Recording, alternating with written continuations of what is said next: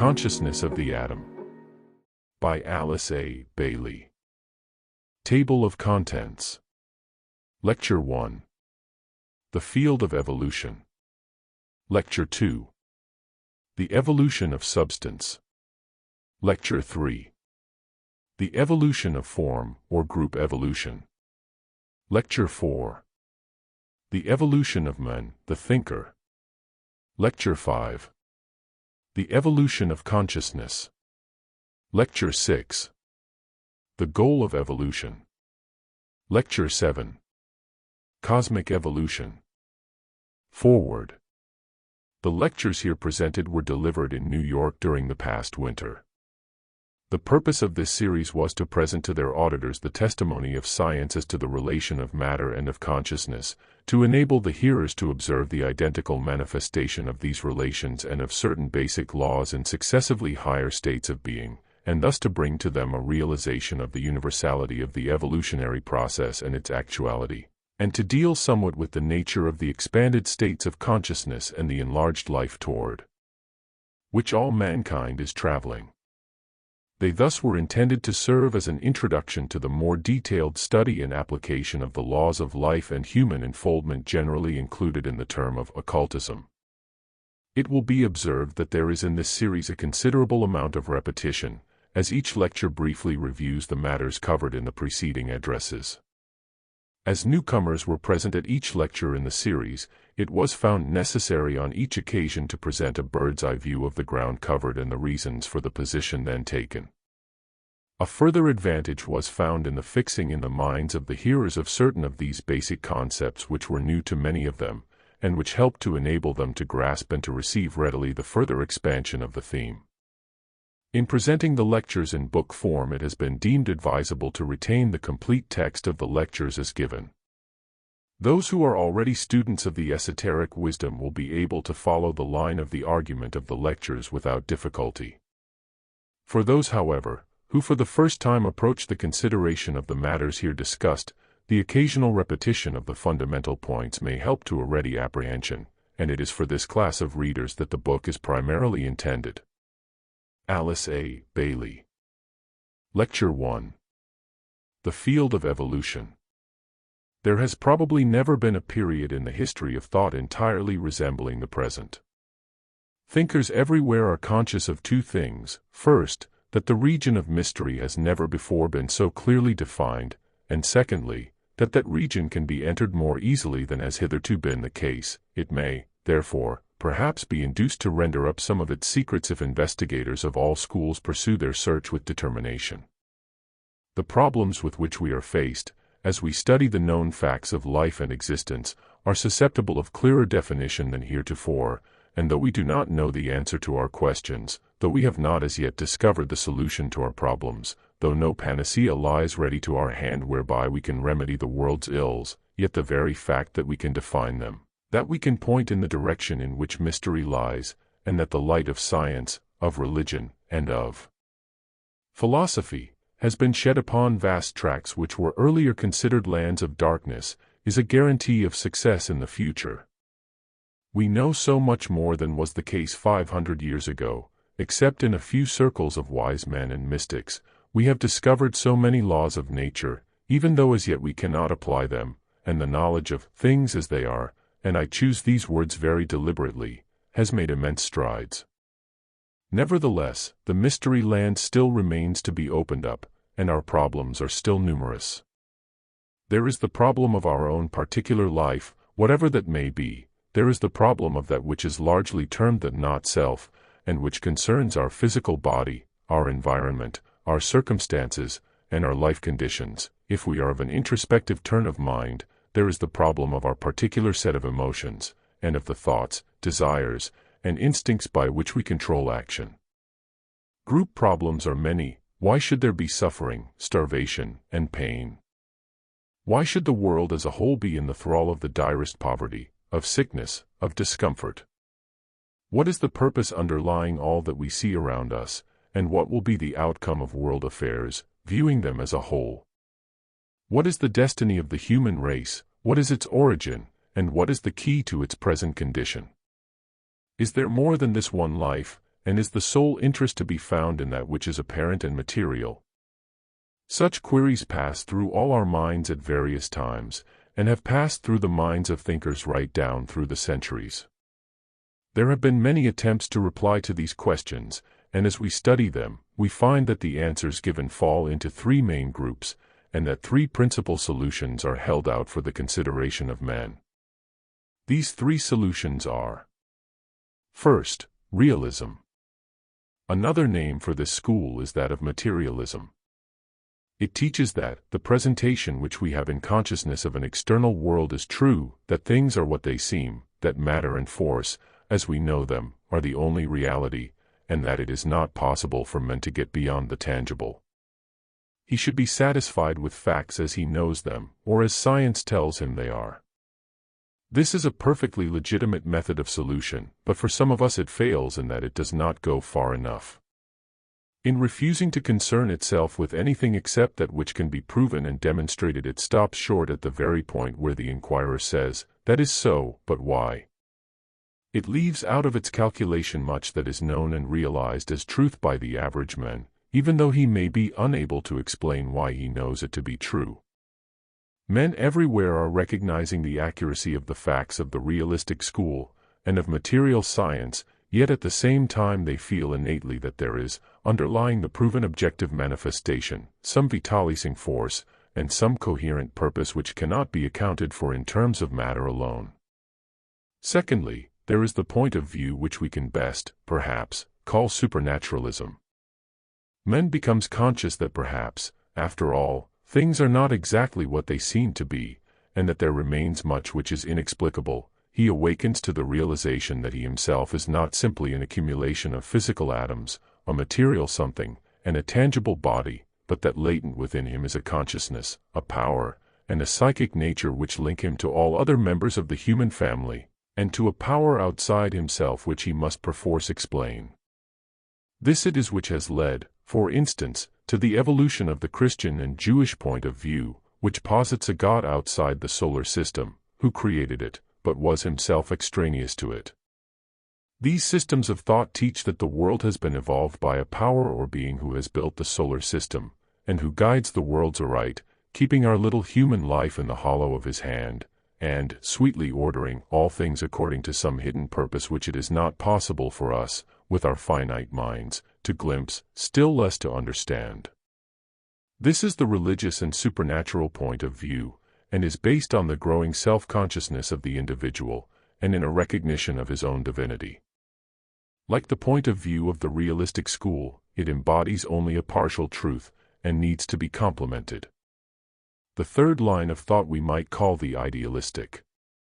It posits an evolutionary process within all manifestation, and identifies life with the cosmic process. It is the exact opposite of materialism, and brings the supernatural deity, predicated by the religionist, into the position of a great entity or life, who is evolving through, and by means of, the universe, just as man is evolving consciousness through the medium of an objective physical body. In these three standpoints, the frankly materialistic, the purely supernatural, and the idealistic, you have the three main lines of thought which have been put forward as explanatory of the cosmic process. All of them are partial truths, yet none of them is complete without the others. All of them, when followed alone, lead into byways and into darkness, and leave the central mystery still unsolved. When synthesized, when brought together and blended, and when unified, they embody, perhaps, I offer this simply as a suggestion, just as much of the evolutionary truth as it is possible for the human mind to grasp at the present stage of evolution.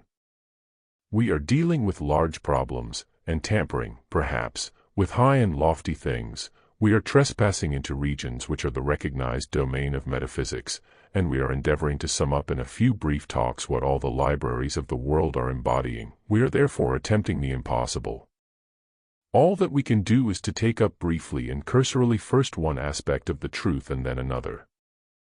All we can possibly accomplish is an outline of the basic lines of evolution, a study of their relationship to each other and to ourselves as conscious entities, and then an endeavor to blend and synthesize the little we can know until some general idea of the process as a whole becomes clearer. We have to remember in connection with every statement of truth that each is made from a particular point of view. Until we have further developed our mental processes, and until we are able to think in abstract terms as well as in concrete, it will not be possible for us to fully answer the question, what is truth? Nor to express any aspect of that truth in a perfectly unbiased way. Some people have a wider horizon than others, and some can see the unity underlying the differing aspects. Others are prone to think that their outlook and interpretation is the only one. I hope in these talks to broaden somewhat our point of view. I hope we shall come to the realization that the man who is only interested in the scientific aspect, and who confines himself to the study of those manifestations which are purely material, is just as much occupied with the study of the divine as is his frankly religious brother who only concerns himself with the spiritual side, and that the philosopher is, after all, occupied in emphasizing for us the very necessary aspect of the intelligence which links the matter aspect and the spiritual, and blends them into one coherent whole. Perhaps by the union of these three lines of science, religion, and philosophy, we may get a working knowledge of the truth as it is, remembering at the same time that truth lies within ourselves. No one man's expression of the truth is the whole expression, and the sole purpose of thought is to enable us to build constructively for ourselves, and to work in mental matter. I should like to outline my plan this evening, to lay the groundwork for our future talks, and to touch upon the main lines of evolution. The line that is most apparent is necessarily that which deals with the evolution of substance, with the study of the atom, and the nature of atomic matter. Next week we will touch upon that. Science has much to tell us about the evolution of the atom, and has wandered a long way during the past 50 years from the standpoint of the last century. Then the atom was regarded as an indivisible unit of substance, now it is looked upon as a center of energy, or electric force. From the evolution of substance we are led very naturally to the evolution of forms, or of congeries of atoms, and there will then open up to us the interesting consideration of forms other than the purely material, forms existing in subtler substance, such as forms of thought, and the racial forms, and the forms of organizations. In this dual study, one of the aspects of deity will be emphasized, should you choose to use the term deity, or one of the manifestations of nature, should you prefer that less sectarian expression. We shall then be led to the consideration of the evolution of intelligence, or of the factor of mind which is working out as ordered purpose in all that we see around us. This will reveal to us a world which is not blindly going on its way, but which has back of it some plan, some coordinated scheme, some organized concept which is working itself out by means of the material form. One reason why things appear to us so difficult of comprehension is involved in the fact that we are in the midst of a transition period, and the plan is as yet imperfect. We are too close to the machinery, being ourselves an integral part of the whole. We see a little bit of it here, and another little bit there, but the whole grandeur of the idea is not apparent to us. We may have a vision, we may have a high moment of revelation, but when we contact the reality on every side, we question the possibility of the ideal materializing, for the intelligent relationship between the form and that which utilizes it seems so far from adjustment. The recognition of the factor of the intelligence will inevitably lead us to the contemplation of the evolution of consciousness in its many forms, ranging all the way from those types of consciousness which we consider sub-human, through the human, up to what may be logically posited, even if it may not be demonstrated, to be superhuman consciousness. The next question which will face us will be, what lies back of all these factors? Is there, behind the objective form and its animating intelligence, an evolution which corresponds to the I faculty, to the ego in man? Is there in nature, and in all that we see around us, the working out of the purpose of an individualized self-conscious being? If there is such a being, and such a fundamental existence, we should be able to see somewhat his intelligent activities, and to watch his plans working towards fruition. Even if we cannot prove that God is, and that the deity exists, it may be possible to say, at least, that the hypothesis that he exists is a reasonable one, a rational suggestion, and a possible solution of all the mysteries we see around us. But to do that it has to be demonstrated that there is an intelligent purpose working through forms of every kind, through races and nations, and through all that we see manifesting in modern civilization. The steps that that purpose has taken, and the gradual growth of the plan, will have to be demonstrated, and from that demonstration we shall perhaps be able to see what lies ahead for us in the coming stages. Let us for a minute consider what we mean by the words, evolutionary process. They are constantly being used, and the average man well knows that the word evolution suggests an unfolding from within outwards, and the unrolling from an inner center, but we need to define the idea more clearly, and thus get a better concept. One of the best definitions which I have come across is that which defines evolution as the unfolding of a continually increasing power to respond. Here we have a definition that is very illuminating as we consider the matter aspect of manifestation. It involves the conception of vibration, and of response to vibration, and though we may in time have to discard the term matter, and employ some such expression as force center, the concept still holds good, and the response of the center to stimulation is even more accurately to be seen. In considering human consciousness, the same definition is of real value. It involves the idea of a gradually increasing realization, of the developing response of the subjective life to its environment, and it leads us eventually on and up to the ideal of a unified existence which will be the synthesis of all the lines of evolution, and to a conception of a central life, or force, which blends and holds together all the evolving units, whether they are units of matter, such as the atom of the chemist and the physicist, or units of consciousness, such as human beings. This is evolution, the process which unfolds the life within all units, the developing urge which eventually merges all units and all groups, until you have that sum total of manifestation which can be called nature, or God, and which is the aggregate of all the states of consciousness. This is the God to whom the Christian refers when he says, "In him we live, and move, and have our being." This is the force, or energy, which the scientist recognizes, and this is the universal mind, or the oversoul of the philosopher. This, again, is the intelligent will which controls, formulates, binds, constructs, develops, and brings all to an ultimate perfection. This is that perfection which is inherent in matter itself, and the tendency which is latent in the atom, in man, and in all that is. This interpretation of the evolutionary process does not look upon it as the result of an outside deity pouring his energy and wisdom upon a waiting world, but rather as something which is latent within that world itself, that lies hidden at the heart of the atom of chemistry, within the heart of man himself, within the planet, and within the solar system. It is that something which drives all on toward the goal, and is the force which is gradually bringing order out of chaos, ultimate perfection out of temporary imperfection, good out of seeming evil, and out of darkness and disaster that which we shall someday recognize as beautiful, right, and true. It is all that we have visioned and conceived of in our highest and best moments. Evolution has also been defined as cyclic development, and this definition brings me to a thought which I am very anxious that we should thoroughly grasp. Nature repeats continuously until certain definite ends have been reached, certain concrete results have been brought about, and certain responses made to vibration. It is by the recognition of this accomplishment that the intelligent purpose of indwelling existence can be demonstrated. The method whereby this is achieved is that of discrimination, or of intelligent choice. There are, in the textbooks of different schools, many words which are used to convey the same general idea, such as natural selection, or attraction and repulsion. I would like, if possible, to avoid technical terms, because they are used by one school of thought to mean one thing, and by another, something different. If we can find a word similar in intent, yet not tied to any particular line of thought, we may find fresh light thrown upon our problem. Attraction and repulsion in the solar system is but the discriminating faculty of the atom or of man demonstrating in the planets and the sun.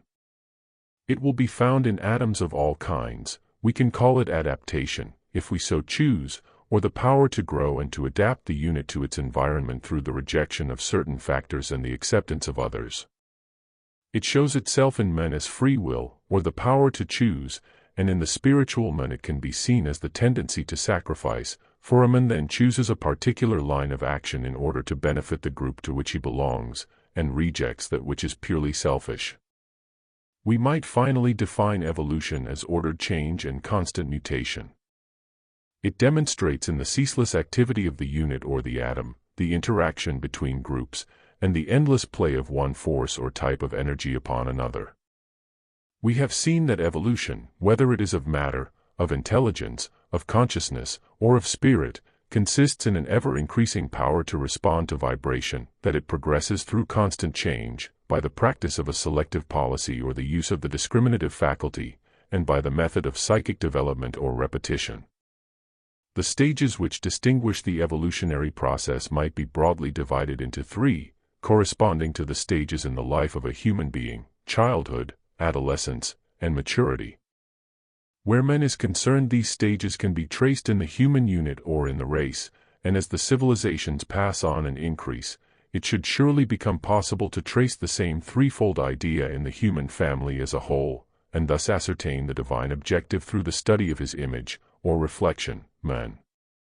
We might express these three stages in more scientific terms, and link them with the three schools of thought earlier referred to, studying them as A. The stage of atomic energy. B. The stage of group coherency. C. The stage of unified or synthetic existence. Let me see if I can make my meaning clear. The stage of atomic energy is largely that which concerns the material side of life, and corresponds to the childhood period in the life of a man or a race. It is the time of realism, of intense activity, of development by action above all else, or pure self-centeredness and self-interest. It produces the materialistic point of view, and leads inevitably to selfishness. It involves the recognition of the atom as being entirely self-contained, and similarly of the human unit as having a separate life apart from all other units, and with no relationship to others. Such a stage can be seen in the little evolved races of the world, in small children, and in those who are little developed. They are normally self-centered, their energies are concerned with their own life, they are occupied with the objective and with that which is tangible, they are characterized by a necessary and protective selfishness. It is a most necessary stage in the development and perpetuation of the race. Out of this selfish atomic period grows another stage, that of group coherency. This involves the building up of forms or species until you have something coherent and individualized in itself as a whole, yet which is composed of many lesser individualities and forms. In connection with the human being, it corresponds to his awakening realization of responsibility, and to his recognition of his place within the group. It necessitates an ability on his part to recognize a life greater than himself, whether that life is called God, or whether it is simply regarded as the life of the group to which a man, as a unit, belongs, that great identity of which we are each a part. This corresponds to the school of thought which we call the supernatural, and it must be succeeded in time by a truer and a wider concept. As we have already seen, the first or atomic stage developed by means of selfishness, or the self-centered life of the atom, whether the atom of substance or the human atom. The second stage grows to perfection by the sacrifice of the unit to the good of the many, and of the atom to the group in which it has place. This stage is something which we, as yet, know practically little about, and is what we often vision and hope for. The third stage lies a long way ahead, and may be considered by many a vain chimera. But some of us have a vision, which, even if unattainable at present, is logically possible if our premises are correct, and our foundation is rightly laid. It is that of unified existence. Not only will there be the separate units of consciousness, not only the differentiated atoms within the form, not only will there be the group made up of a multiplicity of identities, but we shall have the aggregate of all forms, of all groups, and of all states of consciousness blended, unified, and synthesized into a perfected whole. This whole you may call the solar system, you may call it nature, or you may call it God. Names matter not. It corresponds to the adult stage in the human being. It is analogous to the period of maturity, and to that stage wherein a man is supposed to have a definite purpose and life work, and a clear-cut plan in view, which he is working out by the aid of his intelligence. In these talks I should like, if I can, to show that something like this is going on in the solar system, in the planet, in the human family, and in the atom. I trust that we can prove that there is an intelligence underlying all, and that from separation will come union, produced through blending and merging into group formation, and that eventually from the many groups will be seen emerging the one perfect, fully conscious whole, composed of myriads of separated identities animated by one purpose and one will. If this is so, what is the next practical step ahead for those who come to this realization? How can we make practical application of this ideal to our own lives, and ascertain our immediate duty so that we may participate in, and consciously further the plan? In the cosmic process we have our tiny share, and each day of activity should see us playing our part with intelligent understanding. Our first aim should surely be self-realization through the practice of discrimination. We must learn to think clearly for ourselves, to formulate our own thoughts and to manipulate our own mental processes. We must learn to know what we think and why we think it, to find out the nature of our life, and to experiment. We find ourselves, and know ourselves, through the method of discrimination and of selection and rejection. When this is the practice of our lives, and the habit of our thought, we can then endeavor to find out the meaning of group consciousness through the study of the law of sacrifice. Not only must we find ourselves through the primary childhood stage of selfishness, and surely that should lie behind us, not only should we learn to distinguish between the real and the unreal, through the practice of discrimination, but we should endeavor to pass on from that to something very much better. For us the immediate goal should be to find the group to which we may belong. We do not belong to all groups, nor can we consciously realize our place in the one great body, but we can find some group in which we have our place, some body of people with whom we can cooperate and work, some brother or brothers whom we can succor and assist. It really involves the conscious contacting of the ideal of brotherhood, and, until we have evolved to the stage where our concept is universal, it means finding the particular set of brothers whom we can love and help by means of the law of sacrifice, and by the transmutation of selfishness into loving service. Thus we can cooperate in the general purpose, and participate in the mission of the group. Lecture 2. The Evolution of Substance. It is obvious that in such a series of lectures as this it would be impossible to deal adequately in any way with this stupendous subject, even were I equipped to lecture on such a fundamentally scientific matter. Again, if the conclusions of science were definite upon the evolution of matter, the topic would be, even then, too vast to handle, but they are not, and hence the further complicating of the subject. Therefore I want to preface my remarks tonight by stating that my aim is to speak particularly for those who have no scientific training of any kind, and to give them a general concept of the usually accepted ideas. I seek, then, to make some suggestions which we may find helpful in adjusting our minds to this great problem of matter.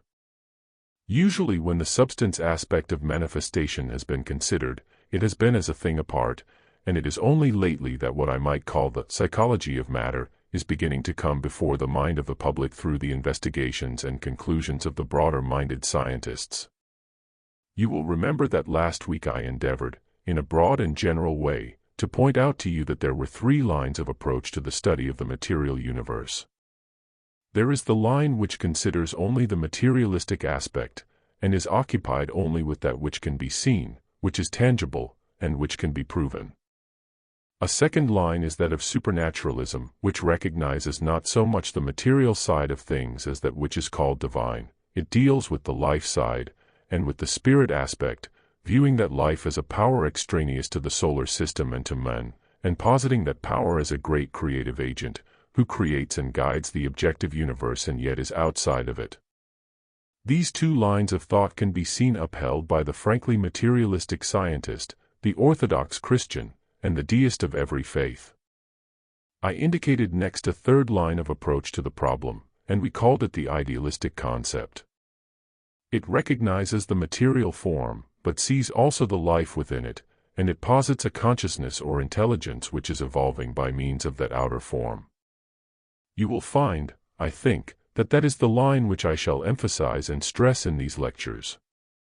No speaker is able, after all, to dissociate himself entirely from his own point of view, and in these talks I have set myself the task of working along this third line, for to me it synthesizes the other two, and adds certain concepts which produce a coherent whole when merged with the other two. It is for you to decide if this third standpoint is logical, reasonable, and clear.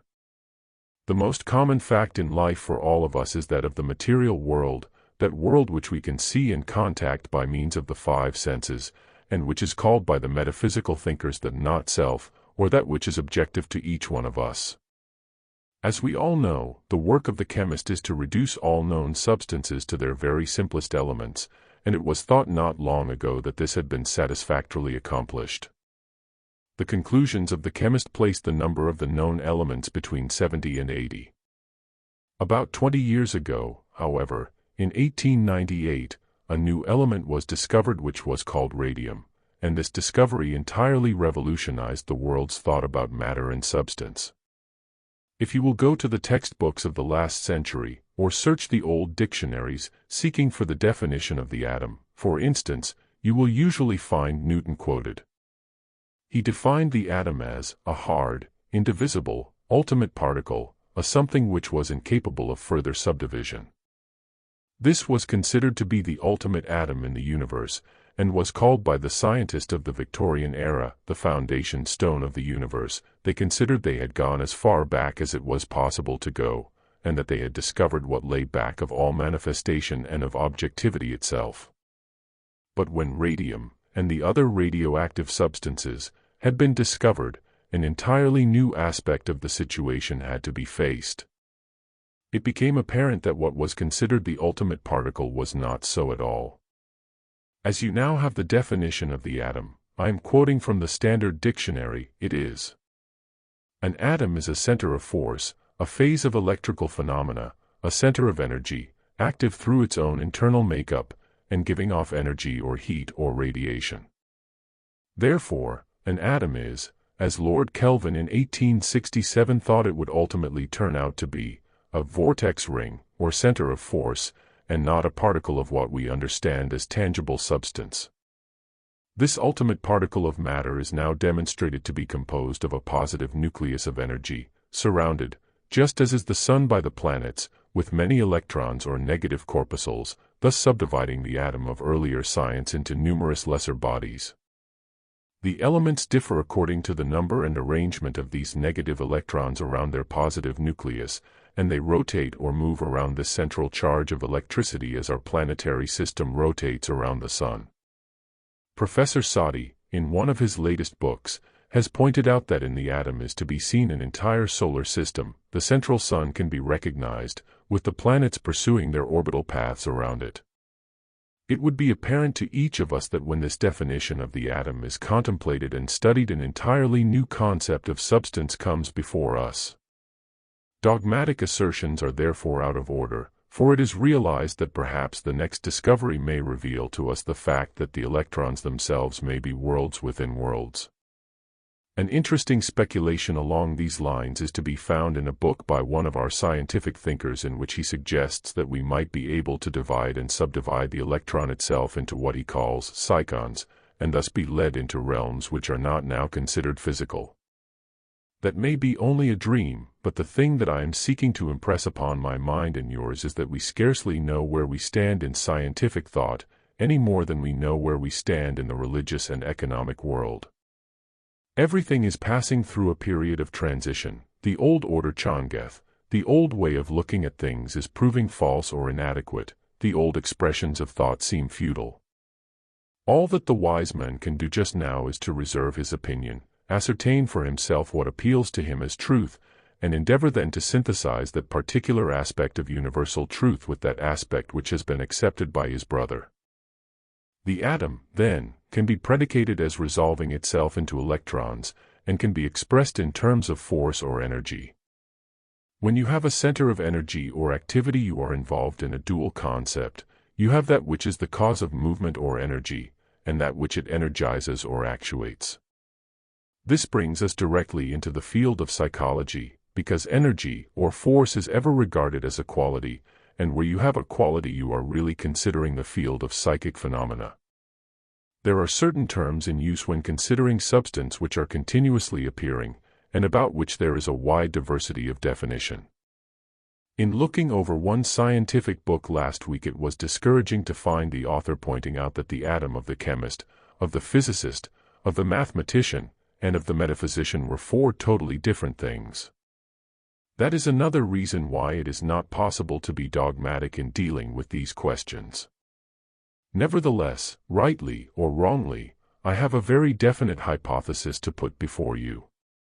When we talk about radium, we are, in all probability, venturing into the realm of etheric substance, the region of ether, or of protyle.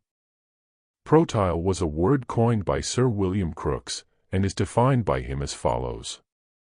Protyle is a word analogous to protoplasm, to express the idea of the original primal matter before the evolution of the chemical elements.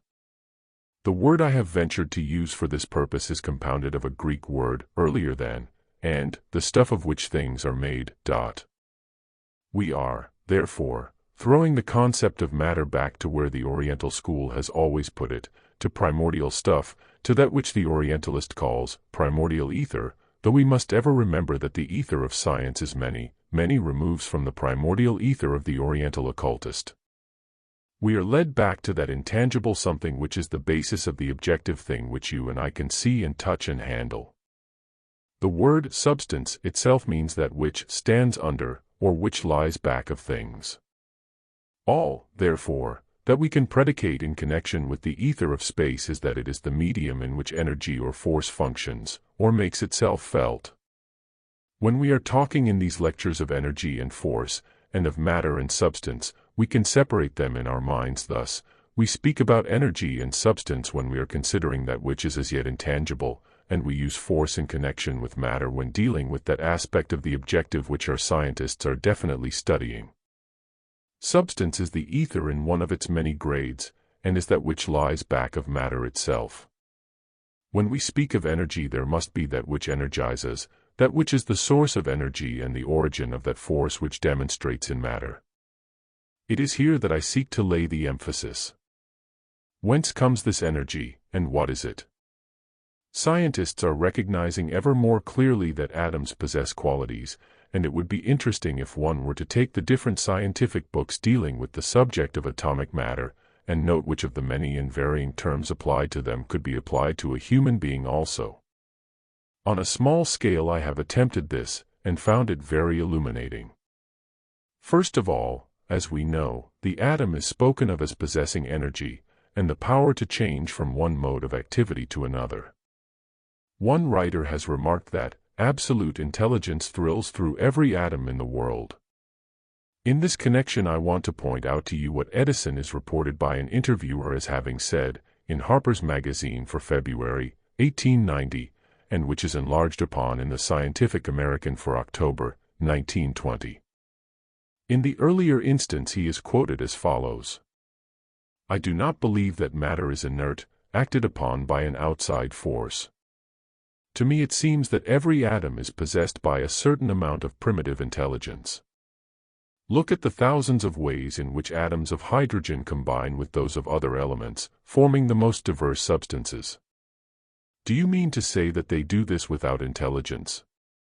Atoms in harmonious and useful relation assume beautiful or interesting shapes and colors, or give forth a pleasant perfume, as if expressing their satisfaction gathered together in certain forms. The atoms constitute animals of the lower order. Finally they combine in man, who represents the total intelligence of all the atoms. But where does this intelligence come from originally? Asked the interviewer. From some power greater than ourselves, Edison answered. Do you believe, then, in an intelligent creator, a personal God? Certainly. The existence of such a God can, to my mind, be proved from chemistry. In the long interview quoted last year in the Scientific American, Edison laid down a number of most interesting surmises from which I have culled the following. 1. Life, like matter, is indestructible. 2. Our bodies are composed of myriads of infinitesimal entities, each in itself a unit of life, just as the atom is composed of myriads of electrons. 3. The human being acts as an assemblage rather than as a unit. The body and mind express the vote or voice of the life entities. 4. The life entities build according to a plan. If a part of the life organism be mutilated, they rebuild exactly as before. 7. Science admits the difficulty of drawing the line between the inanimate and the animate. Perhaps the life entities extend their activities to crystals and chemicals. 9. The life entities live forever, so that to this extent at least the eternal life which many of us hope for is a reality. In an address given by Sir Clifford Allbutt, President of the British Medical Association, as reported in the Literary Digest of February 26, 1921, he speaks of the ability of the microbe to select and reject, and in the course of his remarks he says, "When the microbe finds itself in the host's body, it may be wholly out of tune, or wholly in tune, with any or all cells that it approaches. In either case presumably nothing morbid would happen. Morbid happenings would lie between this microbe and body cells within its range but not in tune with it." Now there seems to be reason to suppose that a microbe, on its approach to a body cell only just out of its range, may try this way and that to get a hitch on. If so, the microbe, at first innocuous, would become noxious.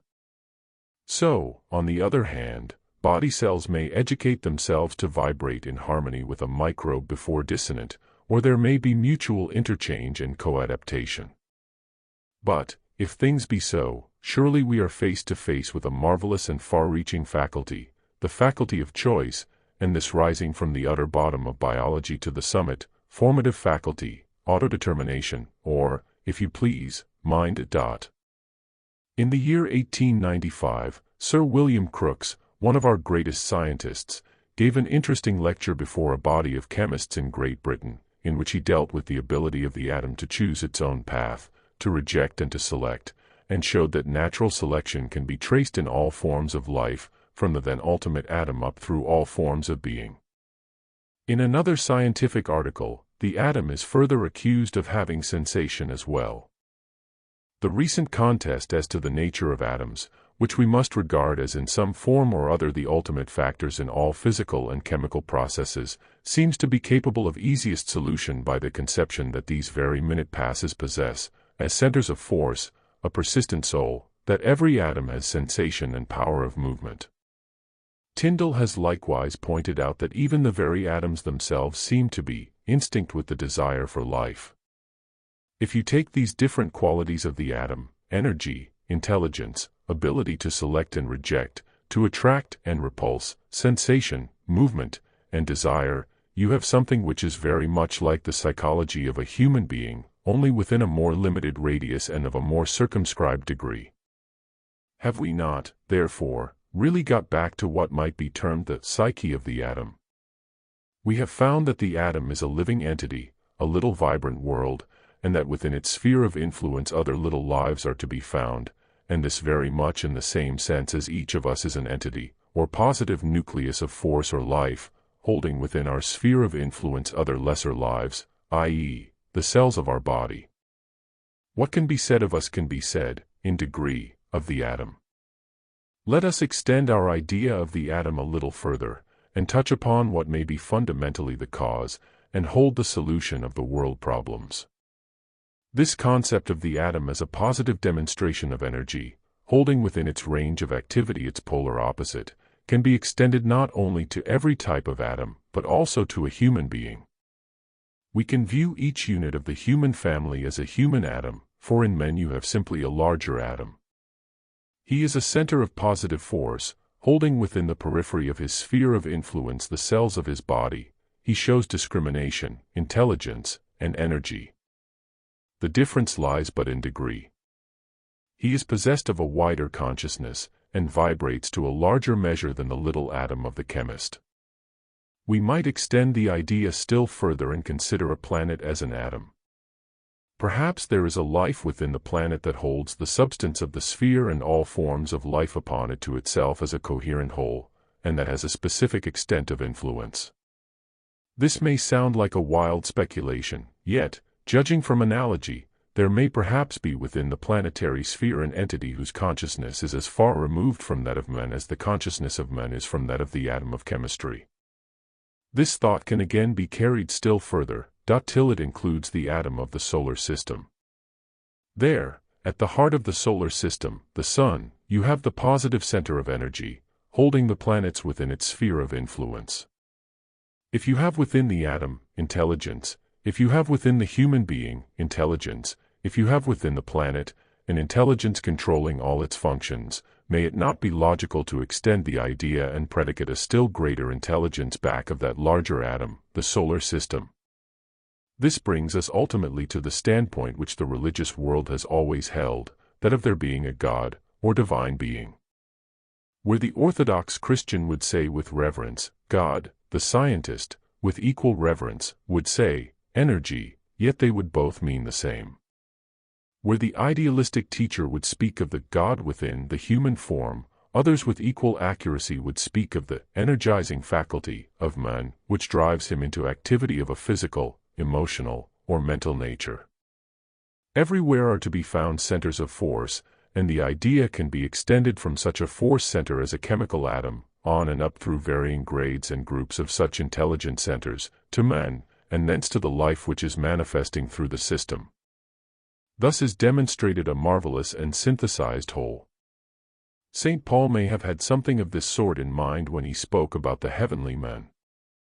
By the body of Christ, he surely means all those units of the human family who are held within his sphere of influence, and who go to the constitution of his body, as the aggregate of the physical cells form the physical body of the man. What is needed in these days of religious upheaval is that these fundamental truths of Christianity should be demonstrated to be scientific truths. We need to make religion scientific. There is a very interesting Sanskrit writing, many thousands of years old, which I am venturing to quote here. It says, "Every form on earth, and every speck, atom, in space, strives in its efforts towards self-formation, and to follow the model placed for it in the heavenly man. The involution and the evolution of the atom have all one and the same object, man." Paragraph continues, "Do you note what a large hope this concept opens out before us? Not one atom of matter, showing latent intelligence, discrimination, and selective power, but will, in the course of eons, reach that more advanced stage of consciousness which we call human.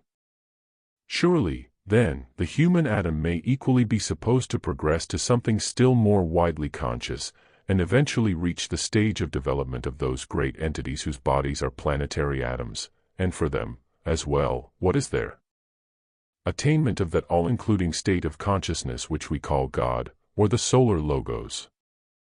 Surely this teaching is logical and practical. The old occult injunction which said to a man, 'Know thyself, for in thyself is to be found all that there is to be known,' is still the rule for the wise student. If each one of us would scientifically regard ourselves as centers of force, holding the matter of our bodies within our radius of control, and thus working through and in them, we should have a hypothesis whereby the entire cosmic scheme could be interpreted.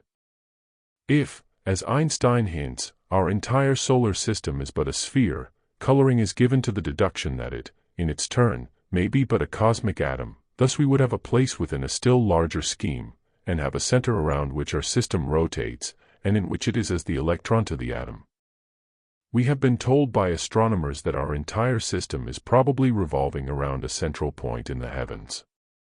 Thus the basic idea which I have sought to emphasize can be traced all the way up, through the atom of the chemist and physicist, through men, through the energizing life of a planet, up to the logos, the deity of our solar system, the intelligence or life which lies back of all manifestation or of nature, and on to some greater scheme in which even our God has to play his part and to find his place.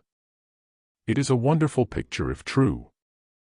The recent contest as to the nature of atoms, which we must regard as in some form or other the ultimate factors in all physical and chemical processes, seems to be capable of easiest solution by the conception that these very minute passes possess, as centers of force, a persistent soul, that every atom has sensation and power of movement. Tyndall has likewise pointed out that even the very atoms themselves seem to be instinct with the desire for life. If you take these different qualities of the atom, energy, intelligence, ability to select and reject, to attract and repulse, sensation, movement, and desire, you have something which is very much like the psychology of a human being, only within a more limited radius and of a more circumscribed degree. Have we not, therefore, really got back to what might be termed the psyche of the atom? We have found that the atom is a living entity, a little vibrant world, and that within its sphere of influence other little lives are to be found, and this very much in the same sense as each of us is an entity, or positive nucleus of force or life, holding within our sphere of influence other lesser lives, i.e., the cells of our body. What can be said of us can be said, in degree, of the atom. Let us extend our idea of the atom a little further, and touch upon what may be fundamentally the cause, and hold the solution of the world problems. This concept of the atom as a positive demonstration of energy, holding within its range of activity its polar opposite, can be extended not only to every type of atom, but also to a human being. We can view each unit of the human family as a human atom, for in men you have simply a larger atom. He is a center of positive force, holding within the periphery of his sphere of influence the cells of his body. He shows discrimination, intelligence, and energy. The difference lies but in degree. He is possessed of a wider consciousness, and vibrates to a larger measure than the little atom of the chemist. We might extend the idea still further and consider a planet as an atom.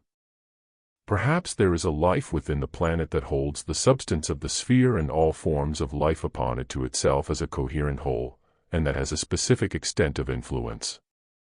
This may sound like a wild speculation, yet, judging from analogy, there may perhaps be within the planetary sphere an entity whose consciousness is as far removed from that of men as the consciousness of men is from that of the atom of chemistry.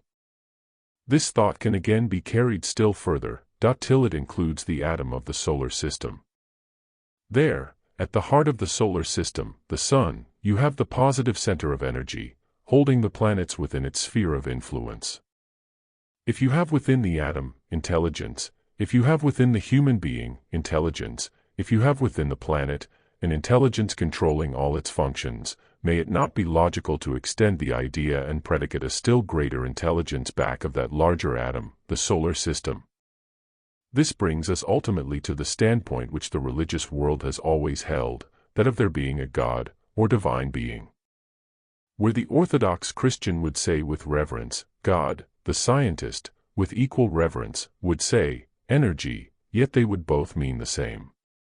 Where the idealistic teacher would speak of the God within the human form, others with equal accuracy would speak of the energizing faculty of man, which drives him into activity of a physical, emotional, or mental nature. Everywhere are to be found centers of force, and the idea can be extended from such a force center as a chemical atom, on and up through varying grades and groups of such intelligent centers, to man, and thence to the life which is manifesting through the system. Thus is demonstrated a marvelous and synthesized whole. St. Paul may have had something of this sort in mind when he spoke about the heavenly man. By the body of Christ, he surely means all those units of the human family who are held within his sphere of influence, and who go to the constitution of his body, as the aggregate of the physical cells form the physical body of the man. What is needed in these days of religious upheaval is that these fundamental truths of Christianity should be demonstrated to be scientific truths. We need to make religion scientific.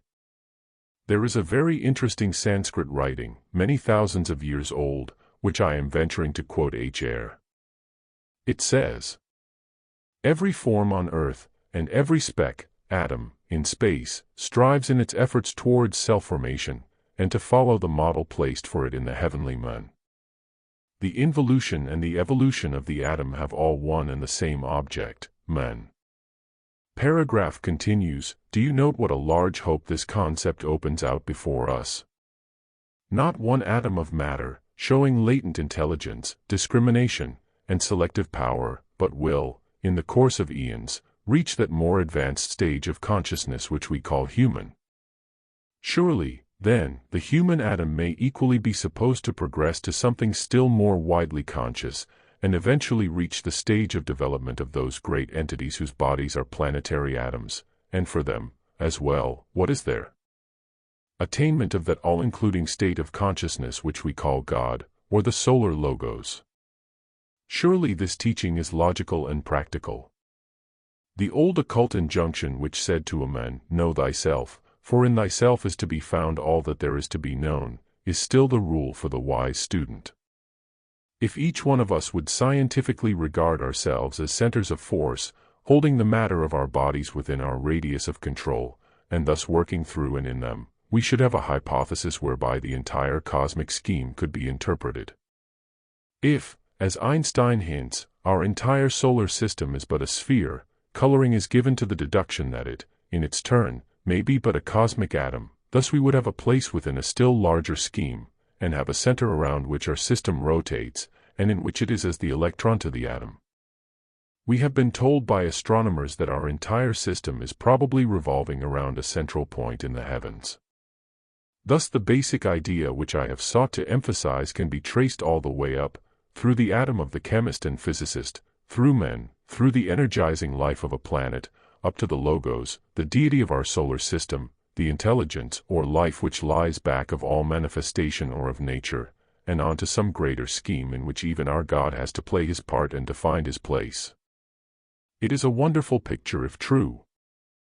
I cannot deal tonight with the different developments of this intelligence animating all atoms, but I should like for a moment to take up what is perhaps the method of their evolution, and this from the human standpoint, which concerns us the most intimately, remembering ever that what is true of any one atom should be true in greater or less degree of all.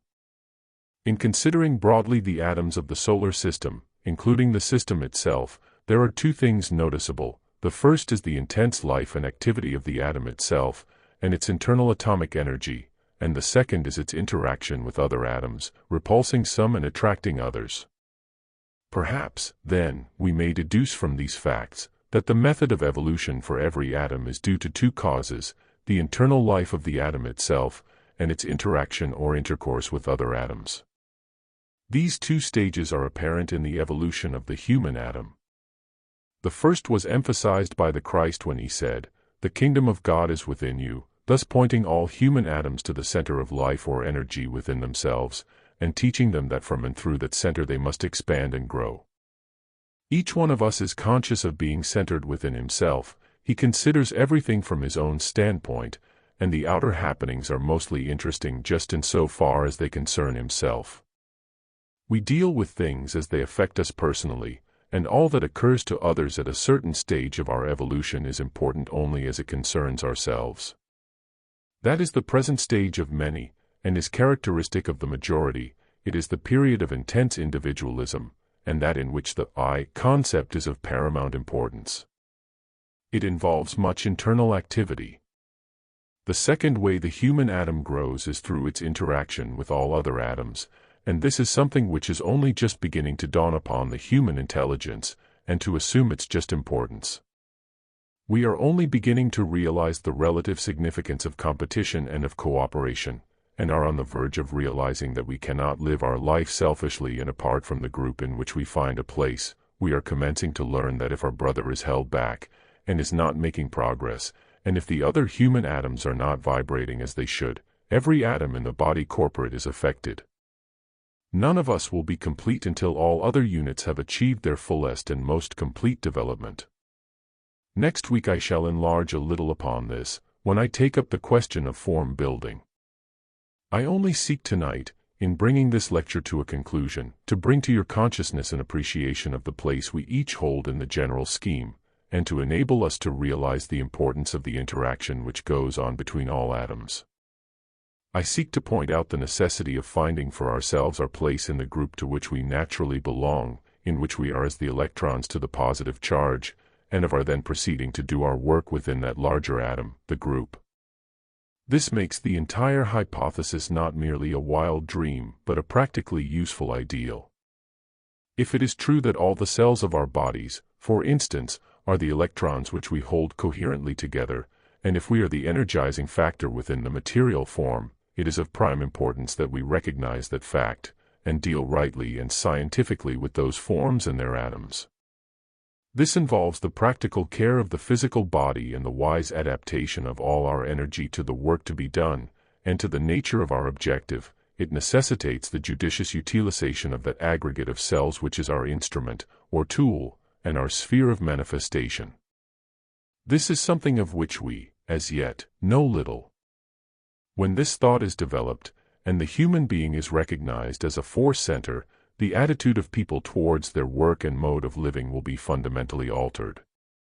The point of view of the medical world, for instance, will be changed, and people will study the right methods of utilizing energy. Disease through ignorance will no longer exist, and the methods of transmitting force will be studied and followed. We shall then be truly intelligent atoms, a thing we, as yet, are not. Again, we shall not only be practical in the handling of our material bodies, because we understand their constitution, but we shall consciously find our place within the group, and direct our energy to the benefiting of the group, and not, as now, to the furthering of our own ends. Many atoms have not only an internal life of their own, but also radiate, and as radioactivity is gradually understood, so the study of men as a center of active radiation will also come into being. We are standing these days on the verge of wonderful discoveries. We are nearing a marvelous synthesis of the thought of the world. We are advancing towards that period when science and religion will come to the help of each other, and when philosophy will add its quota to the understanding of the truth. The use of the imagination will frequently open up a wonderful vision, and if this imagination is based on essentials, and starts with a logical hypothesis, perhaps it will lead us to the solution of some of the mysteries and problems which are distressing the world now. If things are to us mysterious and inexplicable, may it not be because of that great entity who is manifesting through our planet, and who is working out a definite purpose and plan, just as you and I may be doing in our lives. At times we carry our physical vehicle into situations, and bring about difficulties in connection with it, which are both painful and distressing.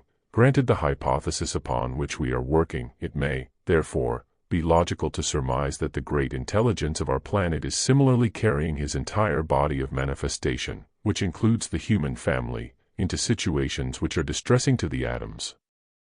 Surely it may be logical to suppose that the mystery of all we see around us may be hidden in the will and intelligent purpose of that greater life, who works through our planet as man works through the medium of his physical body, and yet who is himself but an atom within a still larger sphere, which is indwelt by the solar logos, the intelligence who is the sum total of all the lesser lives. Lecture 3. The Evolution of Form, or Group Evolution.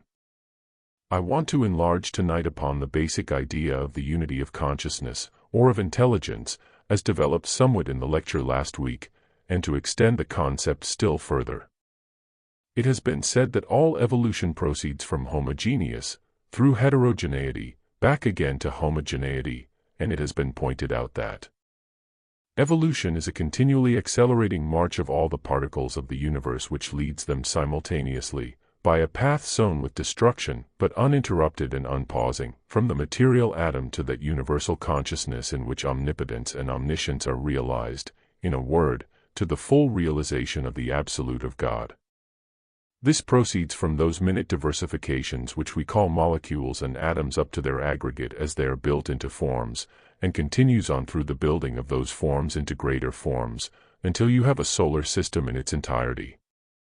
All has proceeded under law, and the same basic laws govern the evolution of the atom as the evolution of a solar system.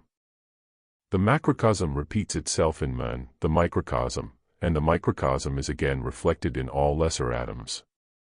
These remarks in the previous lecture concern themselves primarily with the material manifestation of a solar system, but I shall seek to lay the emphasis in our future talks principally upon what we might call the psychical evolution, or the gradual demonstration and evolutionary unfoldment of that subjective intelligence or consciousness which lies behind the objective manifestation.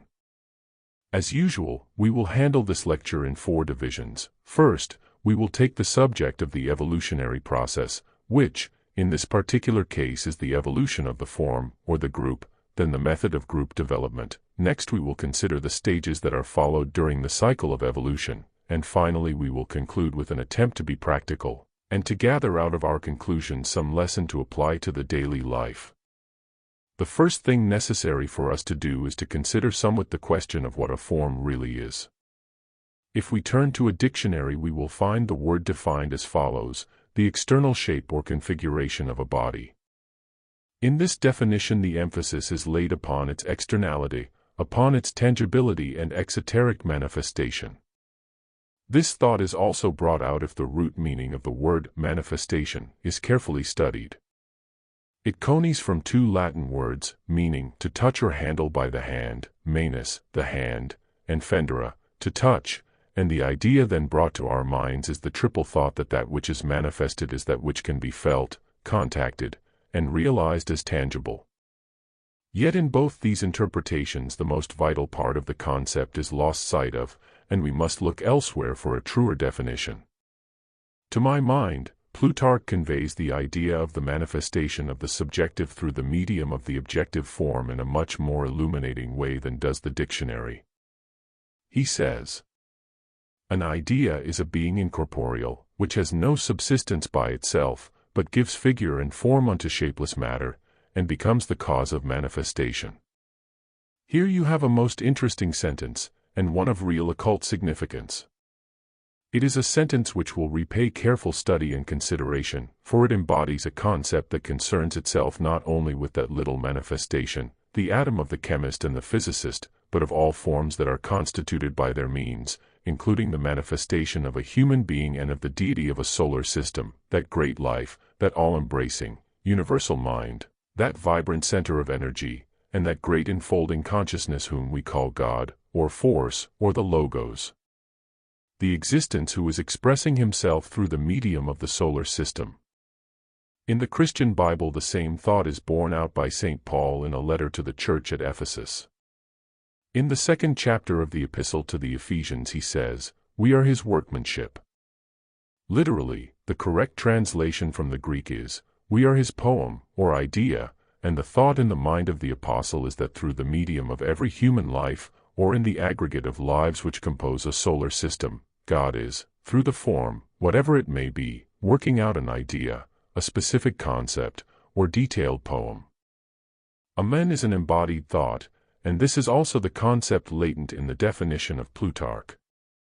You have therein first the idea of a self-conscious entity, you have then to recognize the thought or purpose which that entity is seeking to express, and finally, you have the body or form which is the sequential result.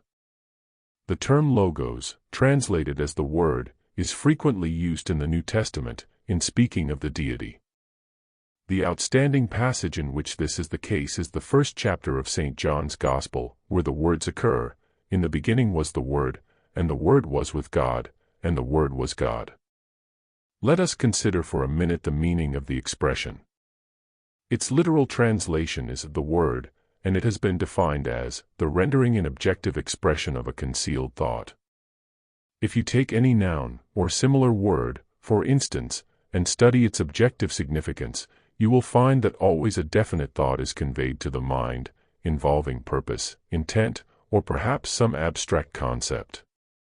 If this same method of study can be extended to include the idea of the deity or the Logos, much light may be gained upon this abstruse question of the manifestation of God, the central intelligence, by the means of the material form, whether we see him manifested through the tiny form of a chemical atom, or that gigantic physical body of his we call a solar system. We found in our lecture last week that there was one thing that could be predicated of all atoms, and that scientists everywhere were coming to recognize one distinguishing characteristic. They have been shown to possess symptoms of mind and a rudimentary form of intelligence. The atom demonstrates the quality of discrimination, of selective power, and of ability to attract or repulse. It may seem curious to use the word intelligence in connection with an atom of chemistry, for instance, but nevertheless the root meaning of the word embodies this idea perfectly. It comes from two Latin words, inter, between, and legere, to choose. Intelligence, therefore, is the capacity to think or choose, to select, and to discriminate. It is, in reality, that abstract, inexplicable something which lies back of the great law of attraction and repulsion, one of the basic laws of manifestation. This fundamental faculty of intelligence characterizes all atomic matter, and also governs the building up of forms, or the aggregation of atoms. We have earlier dealt with the atom per se, but have in no way considered its building into form, or into that totality of forms which we call a kingdom in nature. We have considered somewhat the essential nature of the atom, and its prime characteristic of intelligence, and have laid our emphasis upon that out of which all the different forms as we know them are built, all forms in the mineral kingdom, in the vegetable kingdom, in the animal kingdom, and in the human. In the sum total of all forms you have the totality of nature as generally understood. Let us now extend our idea from the individual forms that go to the constitution of any of these four kingdoms of nature, and view them as providing that still greater form which we call the kingdom itself, and thus view the kingdom as a conscious unit, forming a homogeneous whole. Thus each kingdom in nature may be considered as providing a form through which a consciousness of some kind or grade can manifest. Thus also, the aggregate of animal forms composes that greater form which we designate the kingdom itself, and this animal kingdom likewise has its place within a still greater body. Through that kingdom a conscious life may be seeking expression, and through the aggregate of kingdoms a still greater subjective life may be seeking manifestation. In all these kingdoms which we are considering, mineral, vegetable, animal, and human, we have three factors again present, provided, of course, that the basis of our reasoning is correct. First, that the original atom is itself a life. Secondly, that all forms are built up of a multiplicity of lives, and thus a coherent whole is provided through which a subjective entity is working out a purpose. Thirdly, that the central life within the form is its directing impulse, the source of its energy, the origin of its activity, and that which holds the form together as a unity. This thought can be well worked out in connection with men, for instance. For the purposes of our lecture, men can be defined as that central energy, life, or intelligence, who works through a material manifestation or form, this form being built up of myriads of lesser lives.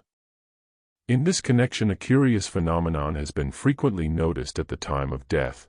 It was brought very specially to my notice some years ago by one of the ablest surgical nurses of India. She had for a long time been an atheist, but had begun to question the ground of her unbelief after several times witnessing this phenomenon.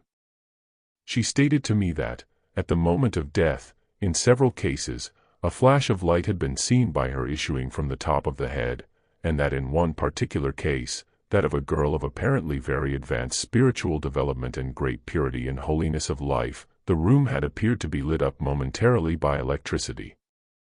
Again, not long ago, several of the leading members of the medical profession in a large Middle West city were approached by an interested investigator, by letter, and asked if they would be willing to state if they had noted any peculiar phenomena at the moment of death. Several replied by saying that they had observed a bluish light issuing from the top of the head, and one or two added that they had heard a snap in the region of the head. In this last instance we have a corroboration of the statement in Ecclesiastes, where the loosing of the silver cord is mentioned, or the breaking of that magnetic link which unites the indwelling entity or thinker to his vehicle of expression. In both the types of cases above mentioned can apparently be seen an ocular demonstration of the withdrawal of the central light or life, and the consequent disintegration of the form, and the scattering of the myriad lesser lives. It may therefore seem to some of us a logical hypothesis that just as the atom of chemistry is a tiny sphere, or form, with a positive nucleus, which holds rotating around it the negative electrons, so all forms in all the kingdoms of nature are of a similar structure, differing only in degree of consciousness or intelligence. We can therefore regard the kingdoms themselves as the physical expression of some great subjective life, and can by logical steps come to the recognition that every unit in the human family is an atom in the body of that greater unit who has been called in some of the scriptures the heavenly men. Thus we arrive finally at the concept that the solar system is but the aggregate of all kingdoms and all forms, and the body of a being who is expressing himself through it, and utilizing it in order to work out a definite purpose and central idea. In all these extensions of our final hypothesis, the same triplicity can be seen, an informing life or entity manifesting through a form, or a multiplicity of forms, and demonstrating discriminative intelligence. It is not possible to deal with the method whereby the forms are built up, or to enlarge upon the evolutionary process by means of which atoms are combined into forms, and the forms themselves collected into that greater unit which we call a kingdom in nature.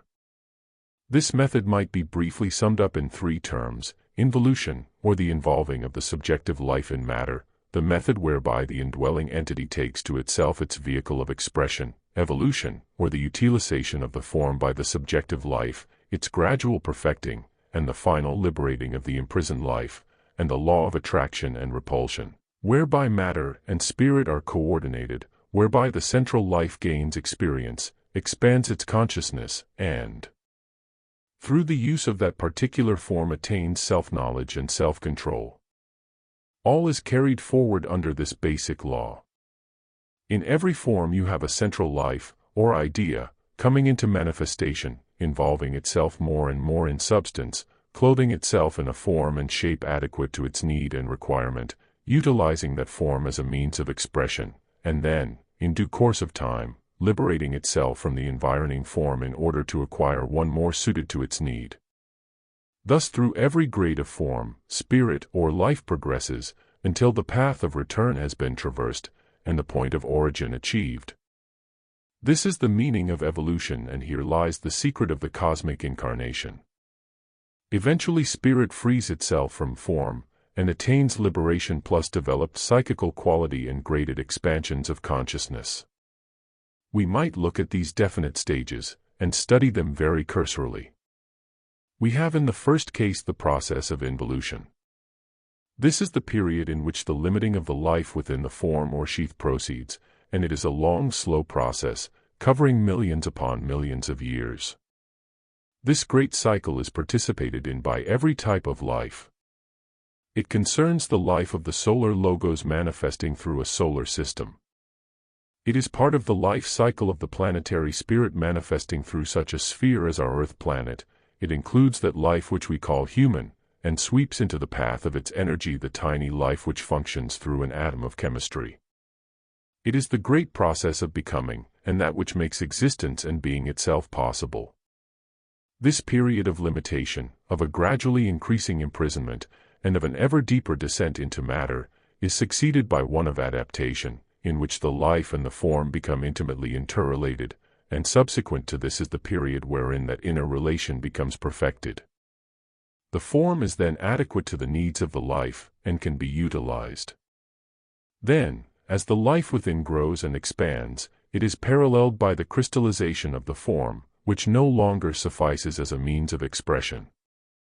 Following upon crystallization, we have the period of disintegration.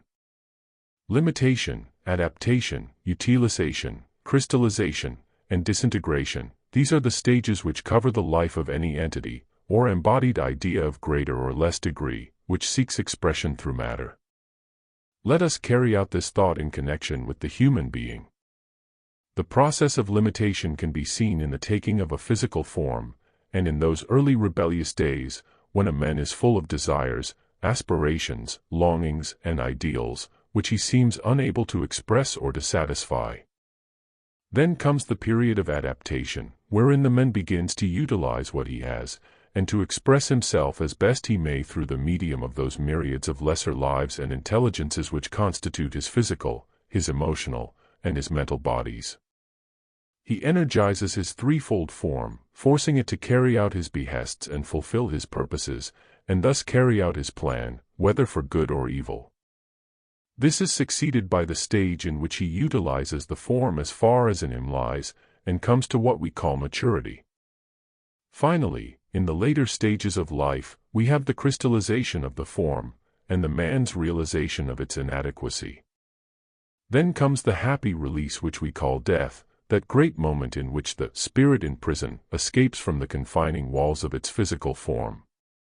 Our ideas about death have been erroneous. We have looked upon it as the great and ultimate terror, whereas in reality it is the great escape, the entrance into a fuller measure of activity, and the release of the life from a crystallized vehicle and an inadequate form. Thoughts similar to these can be worked out in connection with all forms, and not only with those in connection with the physical body of a human being. These ideas can be applied to forms of government, forms of religion, and forms of scientific or philosophical thought. It can be seen working out in a peculiarly interesting manner in this cycle in which we live. Everything is in a state of flux, the old order changeth, and a period of transition is in progress. The old forms, in every department of thought, are disintegrating, but only in order that the life which gave them being may escape, and build for itself that which will be more satisfactory and adequate. Take, for instance, the old religious form of the Christian faith. Here I must warn you not to misunderstand me. I am not trying to prove that the spirit of Christianity is inadequate, and I am not seeking to demonstrate that its well-tried and well-proven truths are erroneous. I am only trying to point out that the form through which that spirit seeks to express itself has somewhat served its purpose, and is proving a limitation. Those same great truths, and those same basic ideas, require a more adequate vehicle through which to function. Christian thinkers at this time need to distinguish very carefully between the vital truths of Christianity and the crystallized form of theology. The living impulse was given by the Christ. He enunciated these great and eternal truths, and sent them forth to take form and meet the need of a suffering world. They were limited by the form, and there came a long period wherein that form, religious dogmas and doctrines, gradually grew and took shape. Centuries ensued wherein the form and the life seemed adapted to each other, and the Christian ideals expressed themselves through the medium of that form. Now the period of crystallization has set in, and the expanding Christian consciousness is finding the limitations of the theologians inadequate and restricting. The great fabric of dogmas and doctrines, as built up by the churchmen and theologians of the ages, must inevitably disintegrate, but only in order that the life within may escape, build for itself a better and more satisfactory means of expression, and thus measure up to the mission upon which it was sent. In the different schools of thought everywhere the same thing can be seen. All of them are expressing some idea by means of a particular form, or set of forms, and it is very necessary for us to remember that the triple life back of all forms is nevertheless but one, though the vehicles of expression are diverse, and ever prove inadequate as time elapses. What, then, is the purpose back of this endless process of form building, and this combining of the lesser forms? What is the reason of it all, and what will prove to be the goal? Surely it is the development of quality, the expansion of the consciousness, the development of the faculty of realization, the production of the powers of the psyche, or the soul, the evolution of intelligence. Surely it is the gradual demonstration of the basic idea or purpose which that great entity whom we call the Logos, or God, is working out through the solar system. It is the demonstration of his psychic quality, for God is intelligent love, and the fulfillment of his determined purpose, for God is intelligent loving will. For all the different grades and types of atoms there is a goal and a purpose also. There is a goal for the atom of chemistry, there is a point of achievement for the human atone, man. The planetary atom also will someday demonstrate its basic purpose, and the great idea which lies back of the solar system will someday be revealed. Is it possible for us in a few brief moments of study to get a sound conception of what that purpose may be? Perhaps we can get some broad, general idea, if we approach the subject with sufficient reverence and sensitiveness of outlook, bearing carefully in mind always that only the ignorant dogmatize, and only the unwise deal in detail when considering these stupendous topics. We have seen that the atom of chemistry, for instance, demonstrates the quality of intelligence, it shows symptoms of discriminative mind, and the rudiments of selective capacity.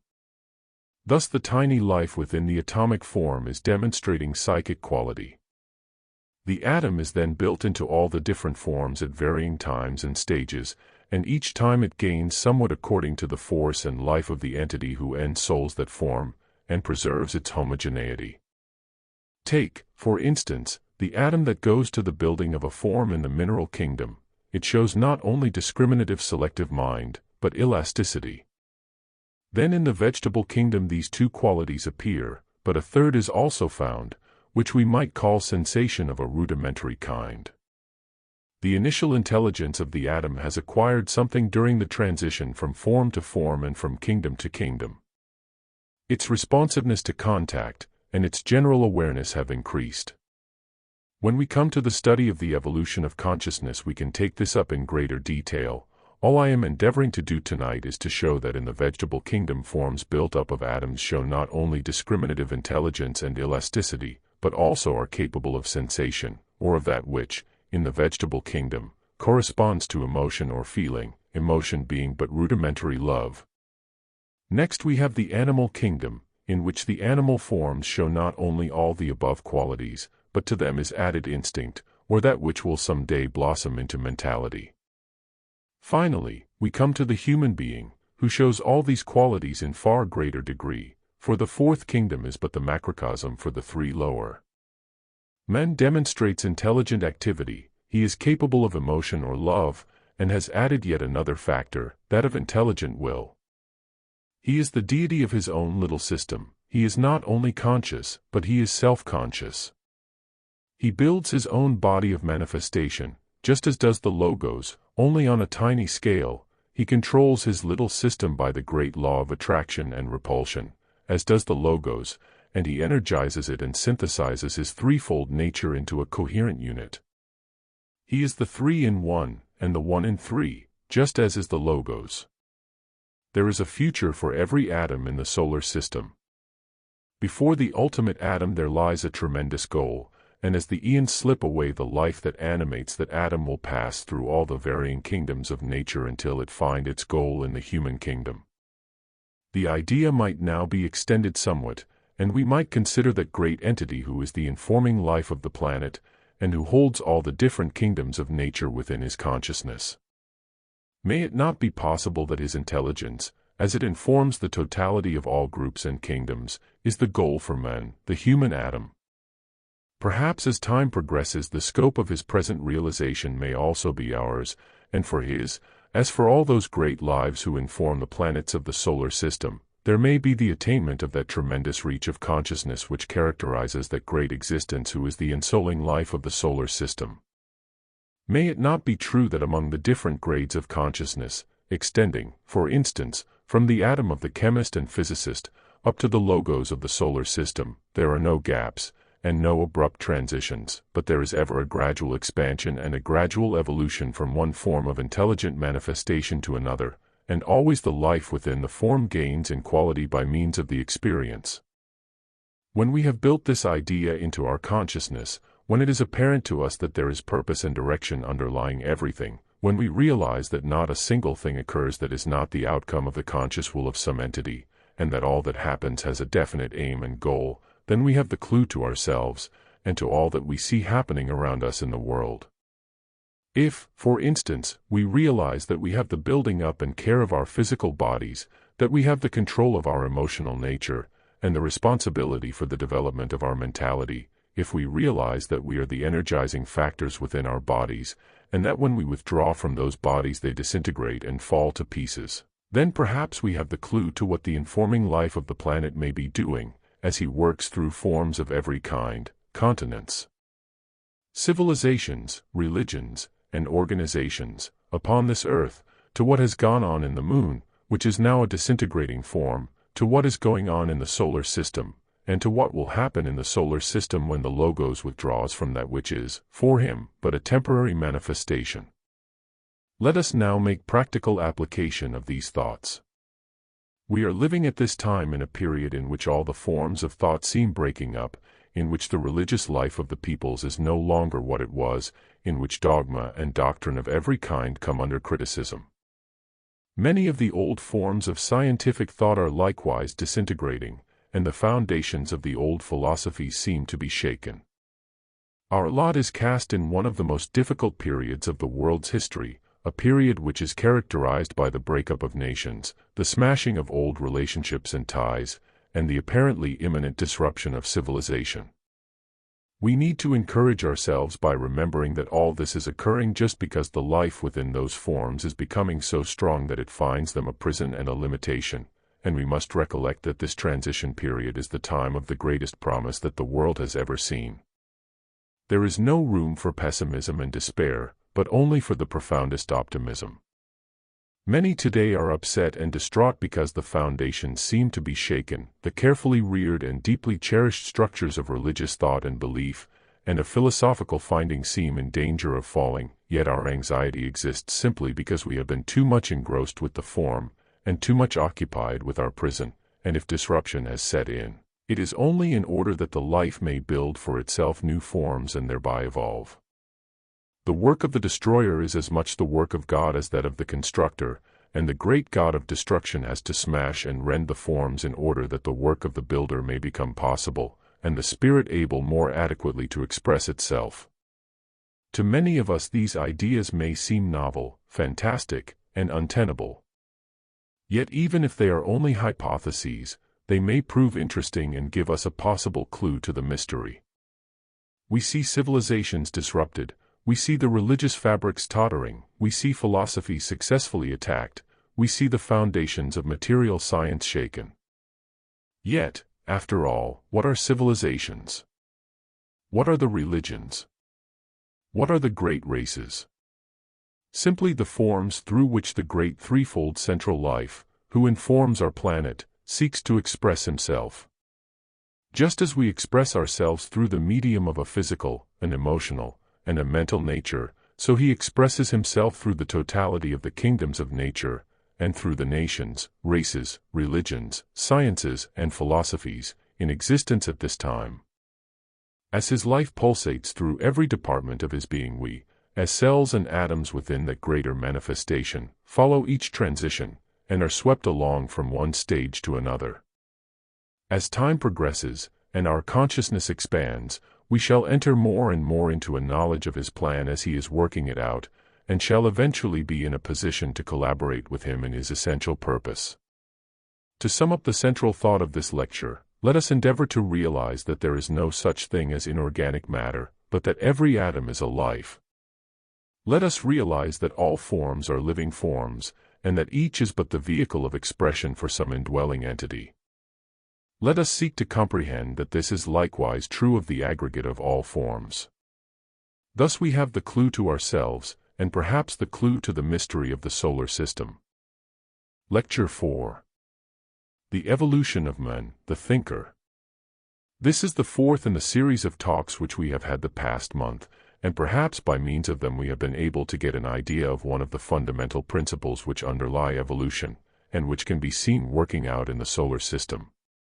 Let us first briefly recapitulate, in order that we may approach our subject tonight with certain ideas clearly formulated. We have seen that our interpretation of the processes of nature necessitates a threefold concept, which concerns itself with the life aspect, with the substance aspect, and with their close interrelation through the faculty of intelligence manifesting as consciousness of some kind or other. This interrelation will produce, finally, the perfected expression, through the medium of matter, of the conscious purpose of some indwelling entity. I seek to emphasize the fact that the goal of my endeavor is to put before you a hypothesis and a suggestion which may have within it the germ of a possible truth, and which seems to some of us the clearest way of explaining the mystery of the universe. We have seen that the three parts of the one great whole are spirit, or life, manifesting through a second factor which we call substance or matter, and utilizing a third factor, which we call the intelligence. In the gradual synthesis of these three component aspects of deity can be seen the evolution of consciousness. We next arrived at a more technical discussion of the subject of substance itself, dealing not with the differentiated substances or elements, but with the concept of a primordial substance, and endeavoring to get back as far as possible toward that which has been called by Sir William Crookes protyle, or that which lies back of the tangible, or objective. We considered the atom, and found that its latest definition was that it was in reality a unit of force or energy consisting of a positive charge of electricity energizing a number of negative particles. It became apparent to us that the tiny atom of the chemist and the physicist was within itself a solar system, with the same general conformation as the greater system, demonstrating a similar activity and governed by analogous laws. We found that it had a central sun, and that around this central sun, pursuing their definite orbits, might be seen the electrons. We noted, also, the fact that the elements differ only according to the number and the arrangement of these electrons around the central positive charge. From this we passed on to the consideration of the soul, or the psyche, of the atom, and found that scientists recognize the truth that atoms themselves possess quality, show symptoms of mind or intelligence, and can discriminate, select, and choose. We then proceeded to weave what appeared to be a fairy tale. We pictured the human being as an atom, and traced the resemblance of man to an atom. We found that he attracted and held within his sphere of influence the matter of his various bodies, mental, emotional and physical, in exactly the same way as the electrons were held revolving around their central focal point. The idea proved capable of still further expansion, and we turned our attention to the planet, picturing it as similar in its nature to the human atom, and to the ultimate atom of substance, being but the expression of a life manifesting through a spheroidal form and working out an intelligent purpose. Then we reached our consummation, and viewed the solar system as a cosmic atom, energized by the life of a logos. We have, therefore, under consideration, 4 kinds of atoms. First, the atom of the chemist and physicist. Secondly, the human atom, or man. Thirdly, the planetary atom, energized by a planetary logos, or the heavenly man. Fourthly, the solar atom, indwelt by the solar logos, or the deity. If we are right in our fundamental concept, if there is a grain of reality in our hypothesis, and if there is a substratum of truth in our idea of the atom from which the elements are compounded, it is to be recognized as a life working intelligently through the medium of a form. Then it can perhaps be proven that man is equally a life or center of energy, manifesting through his bodies. Then it can perhaps be demonstrated that a planet is also the medium of expression of a still greater center of energy, and further, under the law of analogy, it may perhaps be proven at some distant time that there is a God or central life back of material nature, and an entity who functions consciously through the solar system. At our last lecture we took up another phase of manifestation.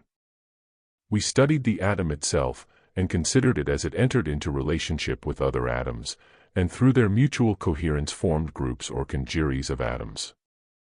In other words, we considered the atom as it was built into the different forms in the various kingdoms of nature, and found that, in the process of evolution, atoms themselves gravitate towards other and greater central points, becoming in their turn electrons. Thus, every form is but an aggregate of smaller lives. Very briefly then we touched upon the different kingdoms of nature, and traced the development of the soul, or the psyche in all of them. Of the atom we have already predicated intelligence, or discriminative power, and we found that in the building up of forms in the mineral, vegetable, and animal kingdoms what we understand as sensation begins to appear, and we then have the rudiments of embryonic emotion, or feeling, the physical plane reflection of love. Thus we have one aspect of the threefold nature of God, intelligence, demonstrating through the atom, and through the form we have the love, or attractive quality manifesting. This can also be expressed in the recognition that in these 2 aspects of the central divine life you have the third person of the logoic trinity cooperating with the second, you have the intelligent activity of divinity, or the Holy Spirit aspect, working in connection with the second aspect, or the Son, who is the builder of forms. This is brought out in an interesting manner in Proverbs 8. Where wisdom cries aloud, wisdom in the Old Testament representing the Christ aspect, and after pointing out that he was with God before ever there was creation, goes on to say that when he appointed the foundations of the earth, then I was by him as the master worker or builder.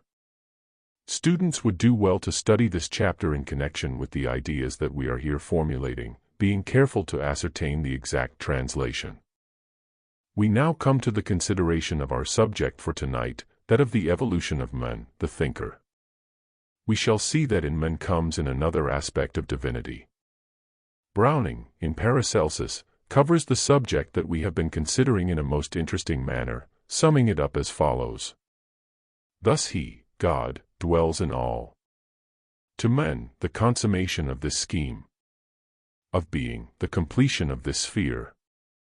Of life, whose attributes had here and there been scattered over the visible world before, asking to be combined, dim fragments meant to be united in some wondrous whole.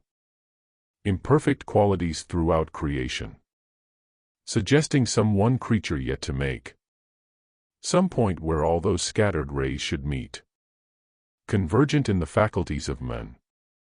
Having therefore discovered two aspects of divinity in the atom and in the form, we shall find the triplicity perfected in man. We have been told that man is made in the image of God, and we would therefore expect to see him reflecting the threefold nature of the Logos. He must demonstrate intelligence, he must show forth love, and he must manifest will. Let us consider some of the definitions of man as found in the dictionary and elsewhere. The definition found in the Standard Dictionary is a profoundly uninteresting one, and is as follows: man is an individual of the human race, and then follows a long list of suggestive derivations of the word man, running through every known tongue, and concluding with the statement that many of them are improbable. That derivation which ascribes the definition of man to the Sanskrit root man, the one who thinks, is to my mind the most satisfying. Mrs. Besant, in one of her books, gives an exceptionally clear definition as follows: man is that being in whom highest spirit and lowest matter are linked together by intelligence. Man is here pictured as the meeting place for all the three lines of evolution: spirit, matter, and linking intellect. He is shown to be the one who unifies the self, the not-self, and the relation between them, and he is seen to be the knower, that which is known, and knowledge. What is the purpose of the intellect, or of knowledge? Surely its purpose is to adapt the material form to the need and requirements of the indwelling spirit. Surely it is to enable the thinker within the body to utilize it intelligently, and for some definite purpose, and surely it exists in order that the central energizing unit may constructively control its negative aspect. We are all of us entities, ensouling a form, and through the intelligence endeavoring to utilize that form for a specific purpose which exists within the conscious will of the true self. In a very old occult book, so old that the date of it cannot be ascertained, can be found a definition of man which is very illuminating, and in line with the thought that we are seeking to develop tonight. Man is there defined as the life and the lives. We have seen that the atom is a life, manifesting by means of the little sphere of which it is the center. We have seen that all forms are an aggregate of lives, built up into the mineral, vegetable, and animal kingdoms. Now we can pass to the next stage on this great ladder of evolution, and we will then find that the human being is the logical sequence that grows out of all these earlier developments. First, the primordial stuff, essentially intelligent energy; next, atomic matter, in all its varying activity forming the elemental combination; then the form, the aggregate of these atoms, up to the dweller within the form, who is not only active intelligence, not only inherent attraction and love, but is also a purposeful will. This dweller within took possession of the form when it had reached a certain stage of preparedness, and when the component lives had reached a certain vibratory capacity. He is now utilizing it, and repeating, within his own sphere of influence, the work of the atom of matter. He demonstrates, nevertheless, not in one way, nor in two, but in three. In man, therefore, in deed and in truth, you have what the Christian would term the image of God. For, as must be apparent to all thinkers, the only way in which we can know God is through the study of his nature, or his psychic quality.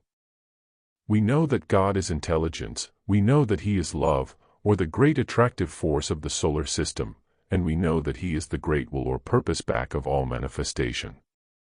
In every scripture in the world the deity is pictured under these three aspects, and manifests through nature in this triple manner. The evolution of substance is a thing of gradual growth. It is in time supplemented by the slow working out of the inner subjective quality of the life of God, and thus his essential nature is demonstrated. First, you have one aspect demonstrating, then another slowly appears, and finally the third can be seen, and you have the stupendous combination and consummation, the human being. He synthesizes and blends the three aspects, uniting them in himself. He is the totality of the divine attributes, though as yet they are largely embryonic, and he has to repeat within his cycle of evolution the identical processes that the atom itself has followed. Just as the atom pursues its own internal course, and just as it also has later to be drawn into and to merge and blend with other atoms in the formation of a group, so the human atom equally has to find his place within a greater form. Let us, therefore, consider for a little what is the method of the evolutionary process for a human being. We have seen that in him the three lines converge, and that he is a point of synthesis, with one aspect as yet predominant, that of the intelligence, with the second aspect of love-wisdom just beginning to make its presence felt, and with the highest aspect of spiritual will as yet purely embryonic. We have, nearly all of us, been brought up in the belief in what is called the fall of man. There are few these days who believe the story of the fall as it is given in the first chapter of Genesis, and we most of us credit it as having an allegorical interpretation. What is the occult truth underlying this curious story? Simply that the truth about the fall of the spirit into matter is conveyed by means of a picture to the infant mentality of man. The process of the converging of these lines is a twofold one. You have the descent into matter of the entity, of the central life, and the incarnation of spirit, and then you have the working up, out of matter, of that life or spirit, plus all that has been gained through the utilization of form. By experimenting with matter, by dwelling within the form, by the energizing of substance, by the going out of the Garden of Eden, the place where there is no scope for necessary development, and by the wandering of the prodigal son in the far country, you have the various stages which are pictured in the Christian Bible where man makes the discovery that he is not the form, but that he is the one who utilizes it. He is intelligence, and therefore he is made in the image of the third person of the Trinity. He is love, and through him the love aspect of the deity will someday perfectly manifest, and he will be able to say with his elder brother, the Christ, in reply to the demand, Lord, show us the Father, that, he that hath seen me hath seen the Father, for God is love, and finally, through him the highest aspect, the will of God, will become manifest, and he will be perfect, even as his Father in heaven is perfect. Just as in the evolution of substance 3 stages could be seen, that of atomic energy, of group coherence, and of eventual synthesis, so in the evolution of man will the same appear. You will have, in the early stages of human evolution, that which we might call the atomic stage, in which man comes to a gradual recognition that he is a self-conscious unit, with an individuality all his own. Anyone who has brought up children knows that stage well. It can be seen in that constant utterance of my, the stage of appropriation for himself, with no thought of any other self. Children are naturally, advisedly, and wisely selfish. It is the stage of the gradual recognition of separative existence, and of the utilization ever more potently by the human atom of its own internal atomic force. The infant human being rebels against the enforced guardianship of those who seek to protect it, and considers itself sufficient unto itself. This can be seen in the individual and the race. Then, as life goes on, the man passes out of the atomic stage to a higher and a better one, when he becomes cognizant of his group relationships, when he becomes aware that he has group responsibilities, and that he has functions to work out with other separate atoms. The group consciousness begins to make itself felt. Thus the human atom finds its place within the group, the larger unit to which it belongs, and the love aspect begins to show itself. The man has passed out of the atomic stage into that of group coherence. Later comes the stage when the man begins to realize that he has not only responsibilities to the group, but that there is something greater still. He realizes that he is a part of a great universal life which underlies all groups, that he is not just a universal atom, that he is not just part of a group, but that, after merging his identity with the group, although never losing it, the group itself has to be blended again with the consciousness of that great identity who is the synthesis of them all. Thus he arrives at the final stage of intelligent appreciation of divine unity. This triple idea can be found summed up in the Bible in a rather interesting phrase, where Jehovah says to Moses, the representative man, I am that I am. If you split this verse into its 3 parts, you have what I have been seeking to bring out tonight. First, the atomic consciousness, I am, then the group, I am that, a consciousness that he is not just a separated individual, not only a self-centered unit, not only a self-conscious entity, but that he is something still greater. Man then reaches the recognition which will lead him to sacrifice his identity in the service of the group, and to merge his consciousness in that of the group. Of such a conscious union we know practically nothing as yet. This is succeeded by the still greater stage, when I am that I am will be for us not an impossible ideal, and a visionary concept, but a fundamental reality, when man in the aggregate will recognize himself as an expression of the universal life, and the group consciousness itself will be merged in that of the aggregate of all groups. We suppose, and we hope, that we are passing rapidly out of the atomic stage, and that our sphere of influence and interest is not bounded by our atomic wall, but that we are becoming, to use a now familiar term, radioactive. When this is the case, we shall not be circumscribed and limited within our own shell, and the narrow confines of our own individual life, but we shall begin to radiate, and to contact other atoms, thus reaching the second stage, the attractive. What, therefore, is the goal ahead for each one of us? What is the goal for these different atoms with which we are concerning ourselves? We are told in some of the old Eastern scriptures that the goal for the atom of substance is self-consciousness. What is, therefore, the goal for the human atom, who is already self-conscious, who is already individualized, and guiding himself by means of his will? What lies ahead for man? Simply the expansion of his consciousness to include the consciousness of the great life, or being, in whose body he is himself a cell. Our physical body is, for instance, made up of innumerable lesser lives, or atoms, each one of them separated from its neighbor, each one of them distinguished by its own inherent activity, and each one forming a sphere which holds within its periphery other lesser spheres or electrons. We have seen that man is the positive charge, and holds his multiplicity of atoms, or lesser lives, energized and bound together into coherent forms. At death, when the spirit aspect withdraws itself, the form disintegrates, and is dissolved, and these little conscious lives, having fulfilled their function, dissipate.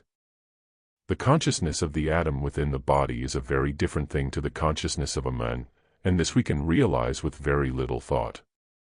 If we concede that man is a cell in a greater sphere, may it not be possible that there is a consciousness which is to the man what his consciousness is to the cell in his body? Is it not possible that we may have ahead of us the achievement of that consciousness in the same sense as the atom of substance may some day achieve the consciousness of a human being? May it not be that this is what Browning had in his mind when he said, "Mankind, made up of all the single men, in such a synthesis the story ends." Here he holds up before us a concept of a greater man, who is the synthesis or sum total of all the lesser units. Perhaps that synthesis may be the great life, or the planetary entity who lies back of our planetary manifestation, and who is the sun's total of the group consciousness. I suggest that just as self-consciousness is the goal for all the subhuman forms of life, and as group consciousness, or the consciousness of the heavenly man, is the goal for the human being, so for him, also, there may be a goal, and for him the achievement may be the development of God consciousness.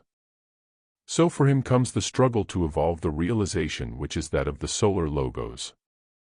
Thus can be seen the unity of consciousness from the most minute atom up to the deity himself. Thus opens up before us a wonderful picture, and a vista of possibility. Thus may the life of God be seen in its essential triple manifestation, working out in an ever-expanding consciousness, demonstrating in the atom of substance, and expanding through the medium of form, until it finds one point of culmination in man, then proceeding on its course till it demonstrates as the planetary consciousness, which is the sum total of all the states of consciousness upon our planet, the Earth, until we arrive at the fundamental basic life, who holds all the planetary evolution synthesized within his greater sphere, the solar system. Thus, in summing up, we have four states of intelligent activity, which we might term consciousness, self-consciousness, group consciousness, and God consciousness.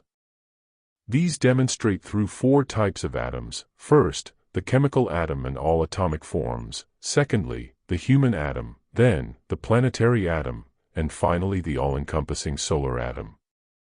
Ensouling these atomic forms can be seen manifesting all subhuman types of life, from the life of the atom of substance to the informing life of the higher animals, then that life which we call human, that of man, the thinker, next, the heavenly man, and then the great life of the solar system, whom the Christian calls God, or the Logos. Browning expresses this idea of the gradual expansion of the consciousness of a human being into something greater and vaster in the following words. When all the race is perfected alike as men, that is, all tended to mankind, and, men produced, all has its end thus far, but in completed men begins anew a tendency to God. Prognostics told man's near approach, so in man's self arise august anticipations, symbols, types of a dim splendor ever on before in that eternal circle life pursues.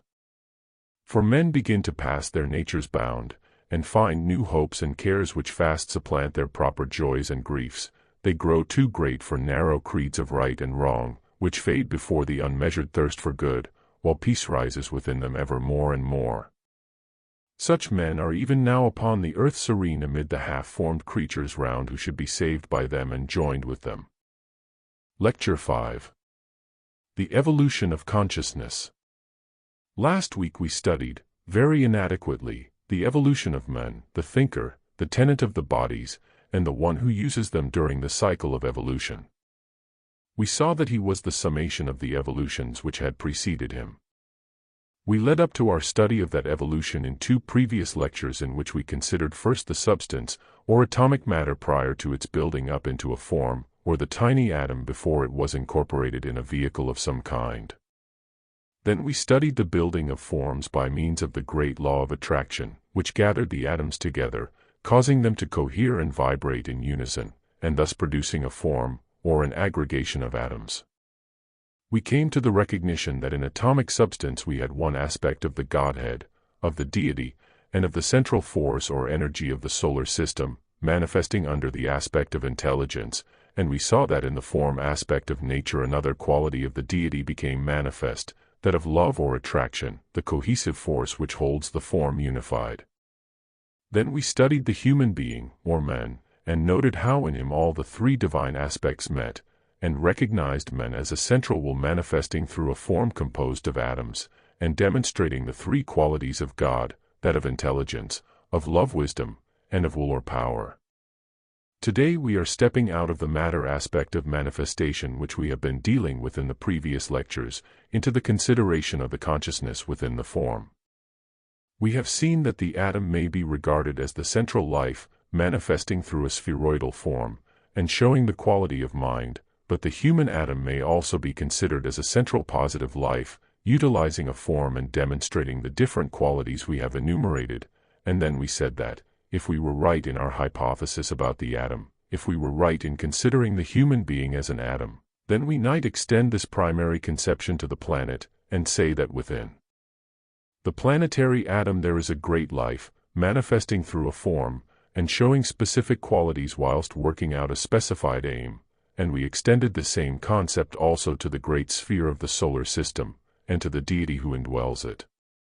Let us take up the question of consciousness itself, and study the problem a little and concern ourselves with the reaction of the life within the form. If I can thus give you a few general ideas in line with what has been earlier said, I shall be able to lay another stone upon the structure I am endeavoring to build. The word consciousness comes from 2 Latin words, con, with, and scio, to know, and means literally, that with which we know.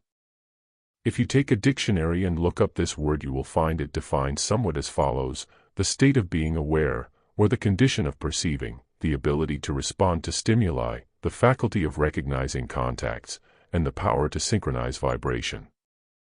All these phrases might be included in any definition of consciousness, but the one I want to lay emphasis upon this evening is that which the Standard Dictionary gives, and which I have earlier quoted.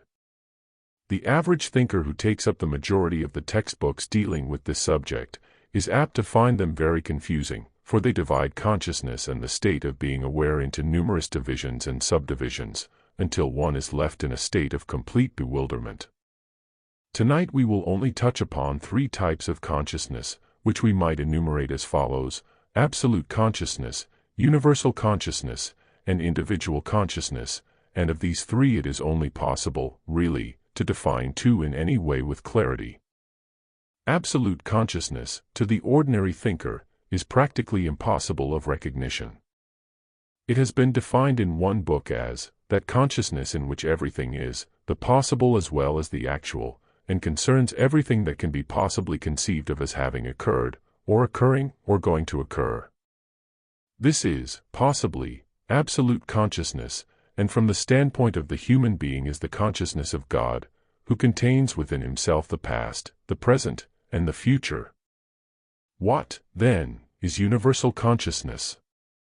It might be defined as consciousness, thinking time and space, consciousness with the idea of location and succession involved within it, or, in reality, group consciousness, the group itself forming either a greater or a lesser unit.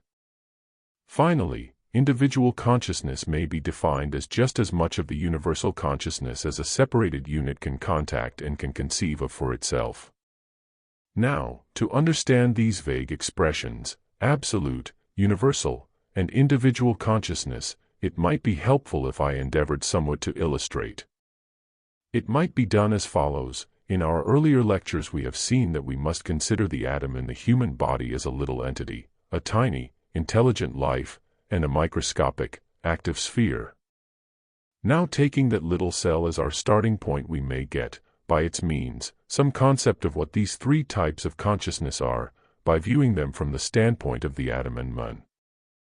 Individual consciousness to the tiny atom in a man's body would be its own vibratory life, its own internal activity, and all that specifically concerns itself. Universal consciousness to the little cell might be considered as the consciousness of the entire physical body, viewing it as the unit which incorporates the atom. Absolute consciousness to the atom might be considered as the consciousness of the thinking man who is energizing the body. That would be to the atom something so remote to its own inner internal life as to be practically inconceivable and unknown, yet it nevertheless sweeps into the line of its will the form and the atom within the form, and all that concerns them. This idea has only to be extended to men, considered as an atom or cell within the body of a great entity, and one can then work out along similar lines this conception of a threefold consciousness. It might here be wise if we were to come down and consider more practical matters than absolute consciousness. Occidental science is coming gradually to the conclusion of the esoteric philosophy of the East, that consciousness must be predicated not only of the animal and of the human being, but that it must be recognized also as extending through the vegetable on into the mineral kingdom, and that self-consciousness must be regarded as the consummation of the evolutionary growth of consciousness in the three lower kingdoms. It is not possible in the short time now at my disposal to go into that most fascinating study of the development of consciousness in the animal kingdom, in the vegetable kingdom, and its appearance also in the mineral kingdom. We should find, should we do so, that even minerals show symptoms of awareness, of reaction to stimuli, that they manifest signs of fatigue, and that it is possible to poison a mineral and to murder it, much as you can murder a human being. The fact that flowers have consciousness is being more readily recognized, and articles of very deep interest have been published on the consciousness of plants, opening up a very wide range of thought. We have seen that in atomic matter the only thing that we can safely predicate is that it shows intelligence, the power to select, and to discriminate. This is the predominant feature of consciousness as it manifests through the mineral kingdom. In the vegetable kingdom another quality appears, that of sensation or feeling of a rudimentary nature. It is responsive in a different way to the mineral.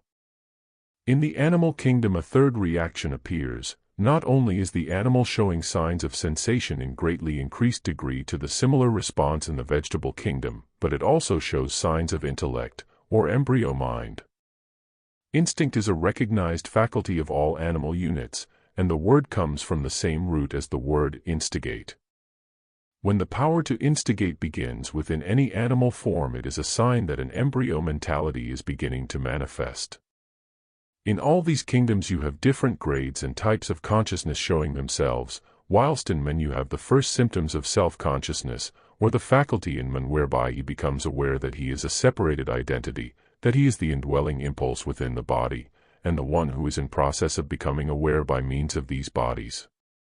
This has been long taught in the East, and esoteric philosophy teaches that everything lives and is conscious, but that not all life and consciousness is similar to the human, and it also emphasizes the fact that vast intervals exist between the consciousness of the atom and of the flower, between that of a flower and a man, between that of a man and a God. As Browning has said, in man begins a new tendency to God. He is not a God yet, but a God in the making. He is working out the image of God, and will someday produce it in perfection. He is the one who is seeking to demonstrate the subjective, divine, threefold life through the medium of the objective. The method of the evolutionary development of consciousness in a human being is but a repetition on a higher turn of the spiral of the two stages which we noted in the evolution of the atom, that of atomic energy and of group coherence.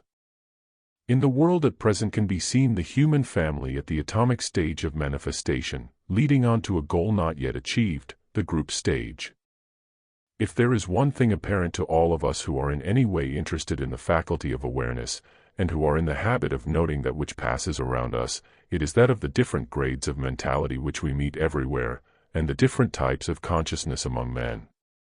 We meet people who are alert, alive, aware of all that is going on, keenly conscious, responsive to thought currents of various kinds in human affairs, and conscious of contacts of every kind.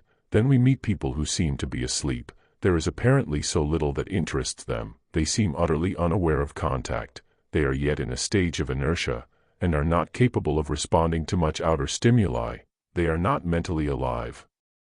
One notices it, also, in children. Some respond so quickly, while others we call stupid. It is not really that one is more or less essentially stupid than another. It is simply due to the inner stage of evolution of the child, to its more frequent incarnations, and the longer period that it has been occupied in becoming aware. Let us now take the two stages, the atomic and the form stage, and see how the consciousness of the human being develops, bearing ever in mind that in the human atom is stored up all that has been gained in the earlier stages in the three lower kingdoms of nature. Man is the gainer by that vast evolutionary process which lies behind him. He starts with all that has been gained therein latent within him. He is self-conscious, and has before him a definite goal, the attainment of group consciousness. For the atom of substance the goal had been the attainment of self-consciousness. For the human being the goal is a greater consciousness, and a wider range of awareness.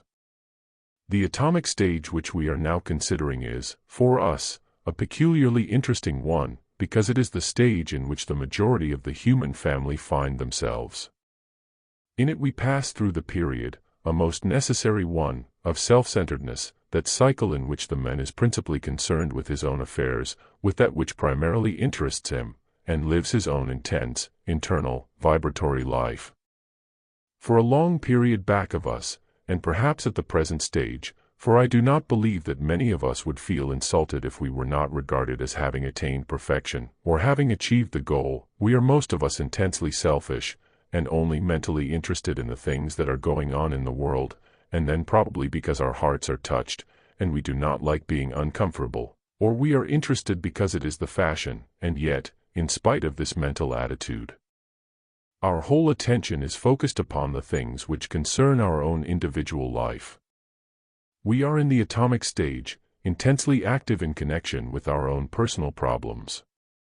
Watch the throngs in the streets of any great city, and you will see everywhere people in the atomic stage, centered entirely in themselves, occupied only with their own business, intent upon their own pleasure-getting, desirous only of having a good time, and only incidentally occupied with affairs which concern the group. This is a necessary and protective stage, and one of essential value to every unit of the human family. The realization of this, therefore, will surely lead us all to be patient with our brothers and sisters who may so often irritate us. What are the two factors whereby we evolve in and out of the atomic stage? In the Orient for many ages the method of evolution has been regarded as a twofold one. A man has been taught that he evolves and becomes aware first by means of the five senses, and later through the development of the faculty of discrimination, coupled with dispassion. Here in the West we have primarily emphasized the five senses, and have not taught that discrimination which is so essential. If you watch the development of a little child you will become aware, for instance, that a baby develops the five senses in a certain ordered sequence, usually. The first sense it develops is hearing. It will move its head when there is a noise. Then the next sense to be noted is that of touch, and it begins to feel about with its little hands. The third sense which seems to awaken is that of sight. I do not mean by this that a baby cannot see, or that it is born blind, like a kitten, but it is often several weeks before a baby consciously sees and looks with recognition. The faculty has always been there, but there has been no realization. So it is with the graded expansions of consciousness and realizations that lie ahead of men today. In these three paramount, or major senses, hearing, touch, and sight, you have a very interesting analogy to, and connection with the threefold manifestation of deity, the self, the not-self, and the relation between. The self, occultly, hears and responds to vibration, thus realizing itself. It becomes aware of the not-self, and of its tangibility, through touch, but it is only when sight or conscious recognition comes in that the relation between the two is established. Two more senses are utilized by the self in making its contacts, those of taste and smell, but they are not so essential to the development of intelligent awareness as are the other three. Through these five senses we make every contact that it is possible to make upon the physical plane. Through them we learn, we grow, we become aware, and we develop. Through them all the great instincts are evolved. They are the great protective senses, not only enabling us to contact our environment, but also protecting us from that environment. Having, then, learned to be intelligent units by means of these five senses, and having, through their medium, expanded our consciousness, we reach a certain crisis, and another factor comes in, that of intelligent discrimination. Here I am referring to the discrimination which a self-conscious unit demonstrates. I refer to that conscious choice which you and I evidence, and which we will be forced to utilize as the power of evolution drives us onto the point where we will learn to distinguish between the self and the not-self, between the real and the unreal, between the life within the form, and the form which it uses, between the knower and that which is known. Here we have the whole object of evolution, the attainment of the consciousness of the real self through the medium of the not-self. We pass through a long period or cycle of many lives, wherein we identify ourselves with the form, and are so one with the not-self that we recognize no difference, being entirely occupied with the things which are transient and impermanent. It is this identification with the not-self which leads to all the pain, dissatisfaction, and sorrow in the world, and yet we must remember that through this reaction of the self to the not-self we inevitably learn, and finally break loose from the impermanent and the unreal. This cycle of identification with the unreal parallels the stage of individual consciousness. As the atom of substance has to find its way into some form, and add its quota of vitality to a greater unit, so through the evolutionary development of consciousness the human atom has likewise to reach a point where it recognizes its place in a greater whole, and shoulders its responsibility in group activity. This is the stage which a great number of the human family are now approaching. Men are realizing, as never before, the difference between the real and the unreal, between the permanent and the impermanent. Through pain and suffering they are awakening to the recognition that the not-self suffices not, and they are searching without and also within, for that which will more adequately meet their needs. Men are seeking to understand themselves, to find the kingdom of God within themselves, and through mental science, new thought, and the study of psychology they will arrive at certain realizations which will prove invaluable to the human race. The indication is therefore to be found that the form stage is rapidly approaching, and that men are passing out of the atomic period into something infinitely better and greater. Man is beginning to sense the vibration of that greater life within whose body he is but as an atom, and he is commencing, in a small way, to make a conscious response to that greater call, and to find possible channels whereby he can understand that greater life which he senses, but as yet does not know. If he persists in this, he will find the group to which he belongs, and will then change his center. No longer will he be limited by his own little atomic wall, but he will pass beyond it, and become, in his turn, a conscious, active, intelligent part of the greater whole. And how is this change brought about? The atomic stage was developed by means of the five senses, and through the utilization of the faculty of discrimination. The stage at which a man awakens to group realization, and becomes a conscious participant in the activities of the group, is brought about in two ways, through meditation and through a series of initiations. Now, when I use the word meditation, I do not mean what is perhaps usually understood by that word, a negative, receptive state of mind, or a state of trance. There is much misconception these days as to what meditation really is, and there is a great deal of so-called meditation which has been truly described by a person not so long ago, as, I shut my eyes, and open my mouth, and wait for something to happen. The true meditation is something that requires the most intense application of the mind, the utmost control of thought, and an attitude which is neither negative nor positive, but an equal balance between the two. In the Eastern scriptures, the man who is attempting meditation and achieving its results is described as follows, and from a consideration of these words may come much help and illumination to us: the Mahayogi, the great ascetic, in whom is centered the highest perfection of austere penance and abstract meditation, by which the most unlimited powers are attained, marvels and miracles are worked, the highest spiritual knowledge is acquired, and union with the Great Spirit of the universe is eventually attained. Here this union with the group life is held to be the product of meditation, and there is no other method of attainment. True meditation, of which the preliminary stages are concentration upon and application to any particular line of thought, will differ for different people and different types. The religious man, the mystic, will center his attention upon the life within the form, upon God, upon Christ, or upon that which embodies for him the ideal. The businessman, or the professional man, who, during his hours of work, is one-pointedly centered upon the matter he has on hand, and who keeps his attention fixed upon the particular problem he has to solve, is learning to meditate.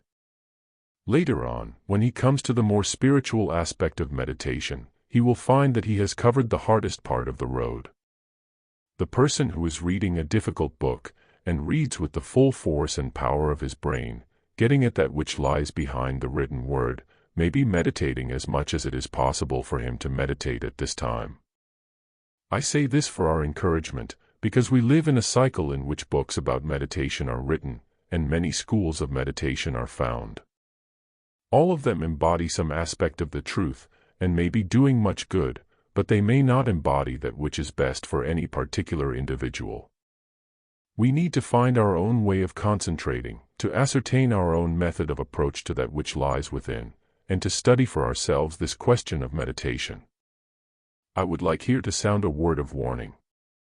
Avoid those schools and methods which combine forms of breathing exercises with meditation, which teach different types of physical postures, and teach their students to center their attention upon physical organs or centers. Those who follow these methods are heading towards disaster, and apart from the physical dangers involved, and the risk of insanity and nervous disorders, they are occupying themselves with the form, which is limitation, and not with the spirit, which is life. The goal will not be achieved that way. For most of us, the intellectual concentration which results in mind control, and the ability to think clearly and to think only that which we wish to think, must precede true meditation, which is a thing few people know much about. This true meditation, which it is impossible for me to enlarge upon here, will result in a definite change of polarization, will open up to man ranges of experiences undreamt of hitherto, will reveal to him contacts that as yet he does not realize, and will enable him to find his place within the group. He will be no longer confined by the wall of his personal life, but will begin to merge that life within the greater whole. He will no longer be occupied with the things of selfish interest, but will give his attention to the problems of the group. He will no longer give his time to the culture of his own identity, but will seek to understand that greater identity of which he is a part. This is really what all advanced men are beginning more or less to do. Little as the average man may realize it, great thinkers, such as Edison and others, arrive at a solution of their problems along the line of meditation. By a brooding concentration, by a constant recollection, and by strenuous application to the particular line of thought which interests them, they produce results, they tap the inner reservoirs of inspiration and of power, and bring down from the higher levels of the mental plane results which benefit the group. When we ourselves have done a certain amount of work along the line of meditation, when we are cultivating group interest and not self-interest, when we have developed physical bodies that are strong and clean, and emotional bodies that are controlled and not swayed by desire, when we have mental bodies that are our instruments and not our masters, then we shall know the true meaning of meditation. When a man has made his contact through meditation with the group to which he belongs, and becomes, therefore, ever more and more group conscious, he is then in a position to take what are called a series of initiations. These initiations are simply expansions of consciousness, brought about with the help of those who have already achieved the goal, who have already identified themselves with the group, and who are a conscious part of the body of the heavenly man. With their assistance, and through their aid, a man will gradually awaken to the realization that is theirs. There is great interest everywhere today in this subject of initiation, and an overemphasis has been laid upon its ceremonial aspect. We need to remember that every great unfoldment of consciousness is an initiation. Every step forward along the path of awareness is an initiation. When an atom of substance was built into the form, it was for that atom an initiation. It became aware of another type of force, and its range of contact became wider. When the consciousness of the vegetable and animal kingdom merged, and the life passed from the lower kingdom into the higher, that was an initiation. When the consciousness of the animal expanded into that of the human being, still another great initiation took place. All the four kingdoms have been entered by an initiation, or through an expansion of consciousness. Ahead of the human family lies now the fifth, or spiritual kingdom, and it is likewise entered through a certain initiation, as can be seen by those who intelligently read their New Testament. And in all these cases these initiations have been brought about by the help of those who already know. Thus we have within the evolutionary scheme not great gaps between one kingdom and another, and between one state of awareness and another, but a gradual development of consciousness, and one in which we, each one of us, have had and will have our share. If we can remember this universality of initiation, we shall have a better proportion point of view in connection with it. Every time that we become more aware of our environment, and our mental content is increased, it is an initiation on a tiny scale.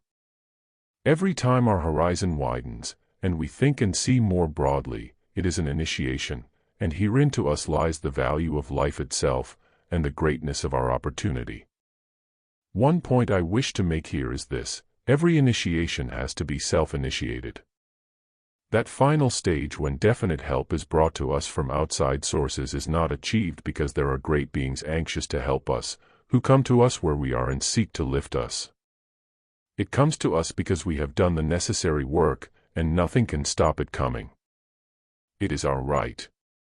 Those who have achieved can and will and do aid and assist us, but their hands are tied until we have done our share of the undertaking. Nothing therefore that we do to increase our usefulness in the world, no steps that we take to build better bodies, no effort that we make to gain self-control and to equip our mental body, is ever lost. It is all something which we are adding to the total we are piling up, which will some day bring us to a great revelation, and every hourly, daily effort that we make swells the tide of energy which will sweep us to the portal of initiation. The meaning of the word initiation is to go into. It means simply that an initiate is one who has taken the first steps into the spiritual kingdom, and has had the first series of spiritual revelations, each one of which is a key to a still greater revelation. Lecture 6. The Goal of Evolution. In using such a title as The Goal of Evolution, I feel extremely diffident. I realize that the only thing I can possibly attempt is to put certain suppositions before you, drawing upon my imagination. Naturally, it is not possible for finite mind to accurately gauge the plan of the deity. All that we can do is to study the history of the past, to investigate present conditions, and to ascertain somewhat racial and natural tendencies, and thus follow, as logically as may be, the various steps and stages. All that is permissible for us is to start from the solid basis of acquired facts and knowledge, then put them all together, and from their aggregate form an hypothesis as to what may be the possible goal. Beyond that it is impossible to go. In our talks upon evolution, as I mentioned in the first lecture, we have been dealing somewhat with suppositions, and concerning ourselves with possibilities. Certain things we do know, and certain truths have been ascertained, yet even the facts of science, for instance, such as were so much spoken of and insisted upon 40 years ago, are no longer regarded as facts, and are not used or promulgated as drastically and as emphatically as they were. Science itself is finding every year that its knowledge is very relative. The more a man grasps and knows, the greater is the horizon which opens up before him.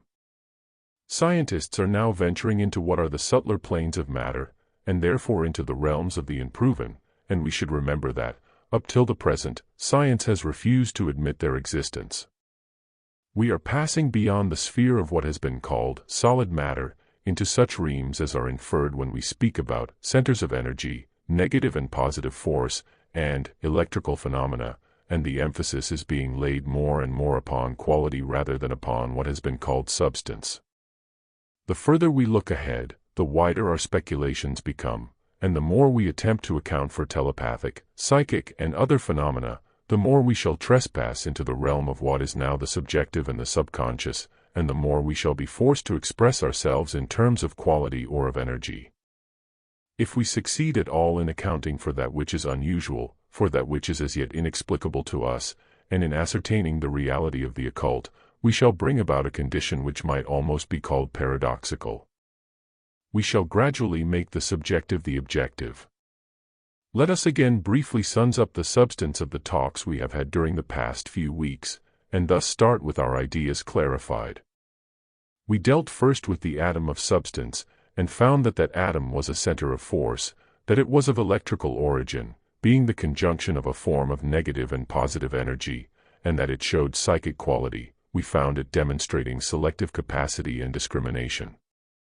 We then saw how the atom was gradually built up into differing forms, that these forms were distinguished by another quality to that of the atom, which we called attraction, response to sensation, and in reality a recognition of duality.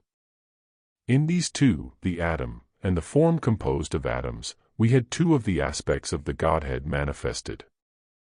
We saw that the active intelligence, or the mind aspect of deity, shows itself as the discriminating faculty, and that the second aspect shows itself as that cohesive attractive power which holds the form together.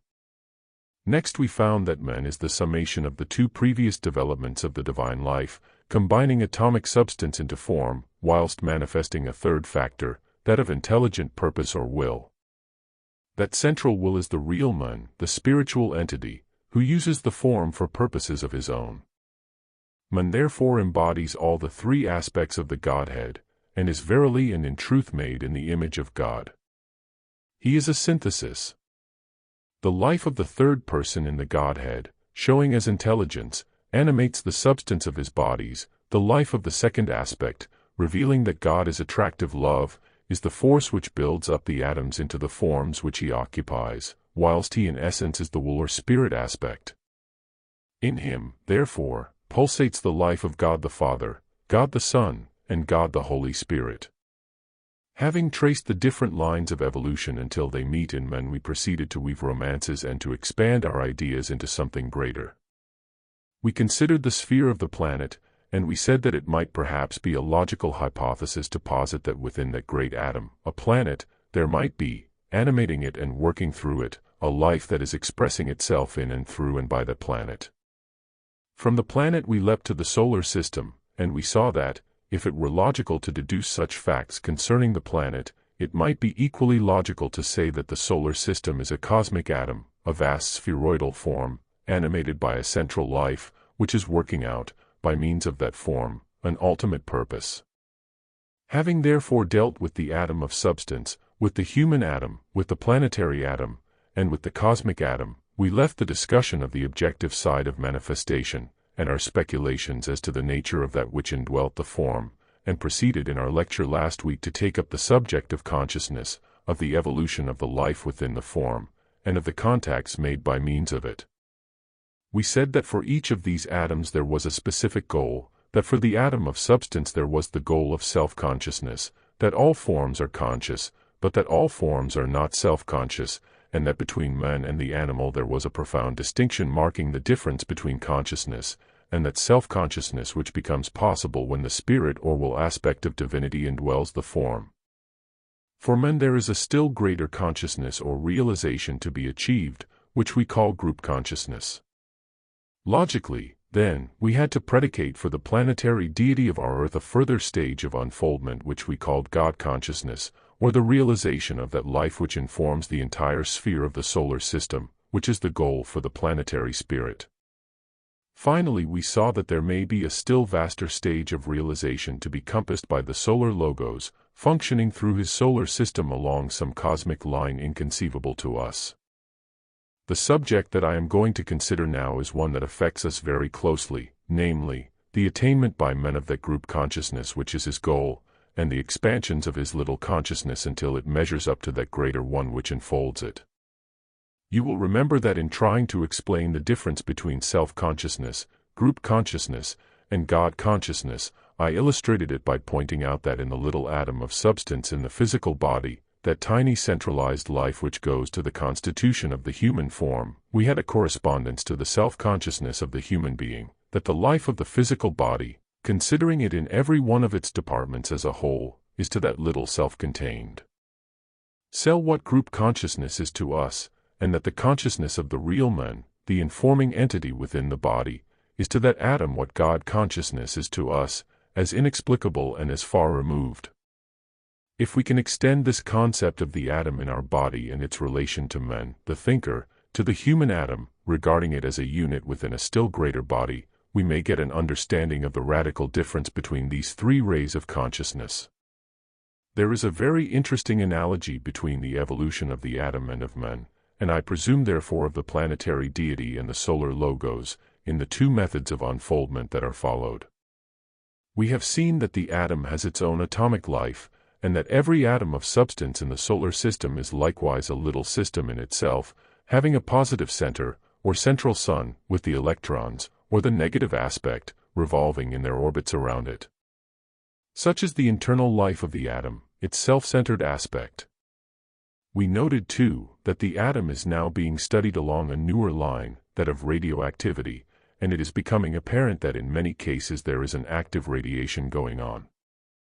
Just where this discovery is going to lead it is impossible yet to tell, for the study of radioactive substances is as yet in its infancy, and little is actually known.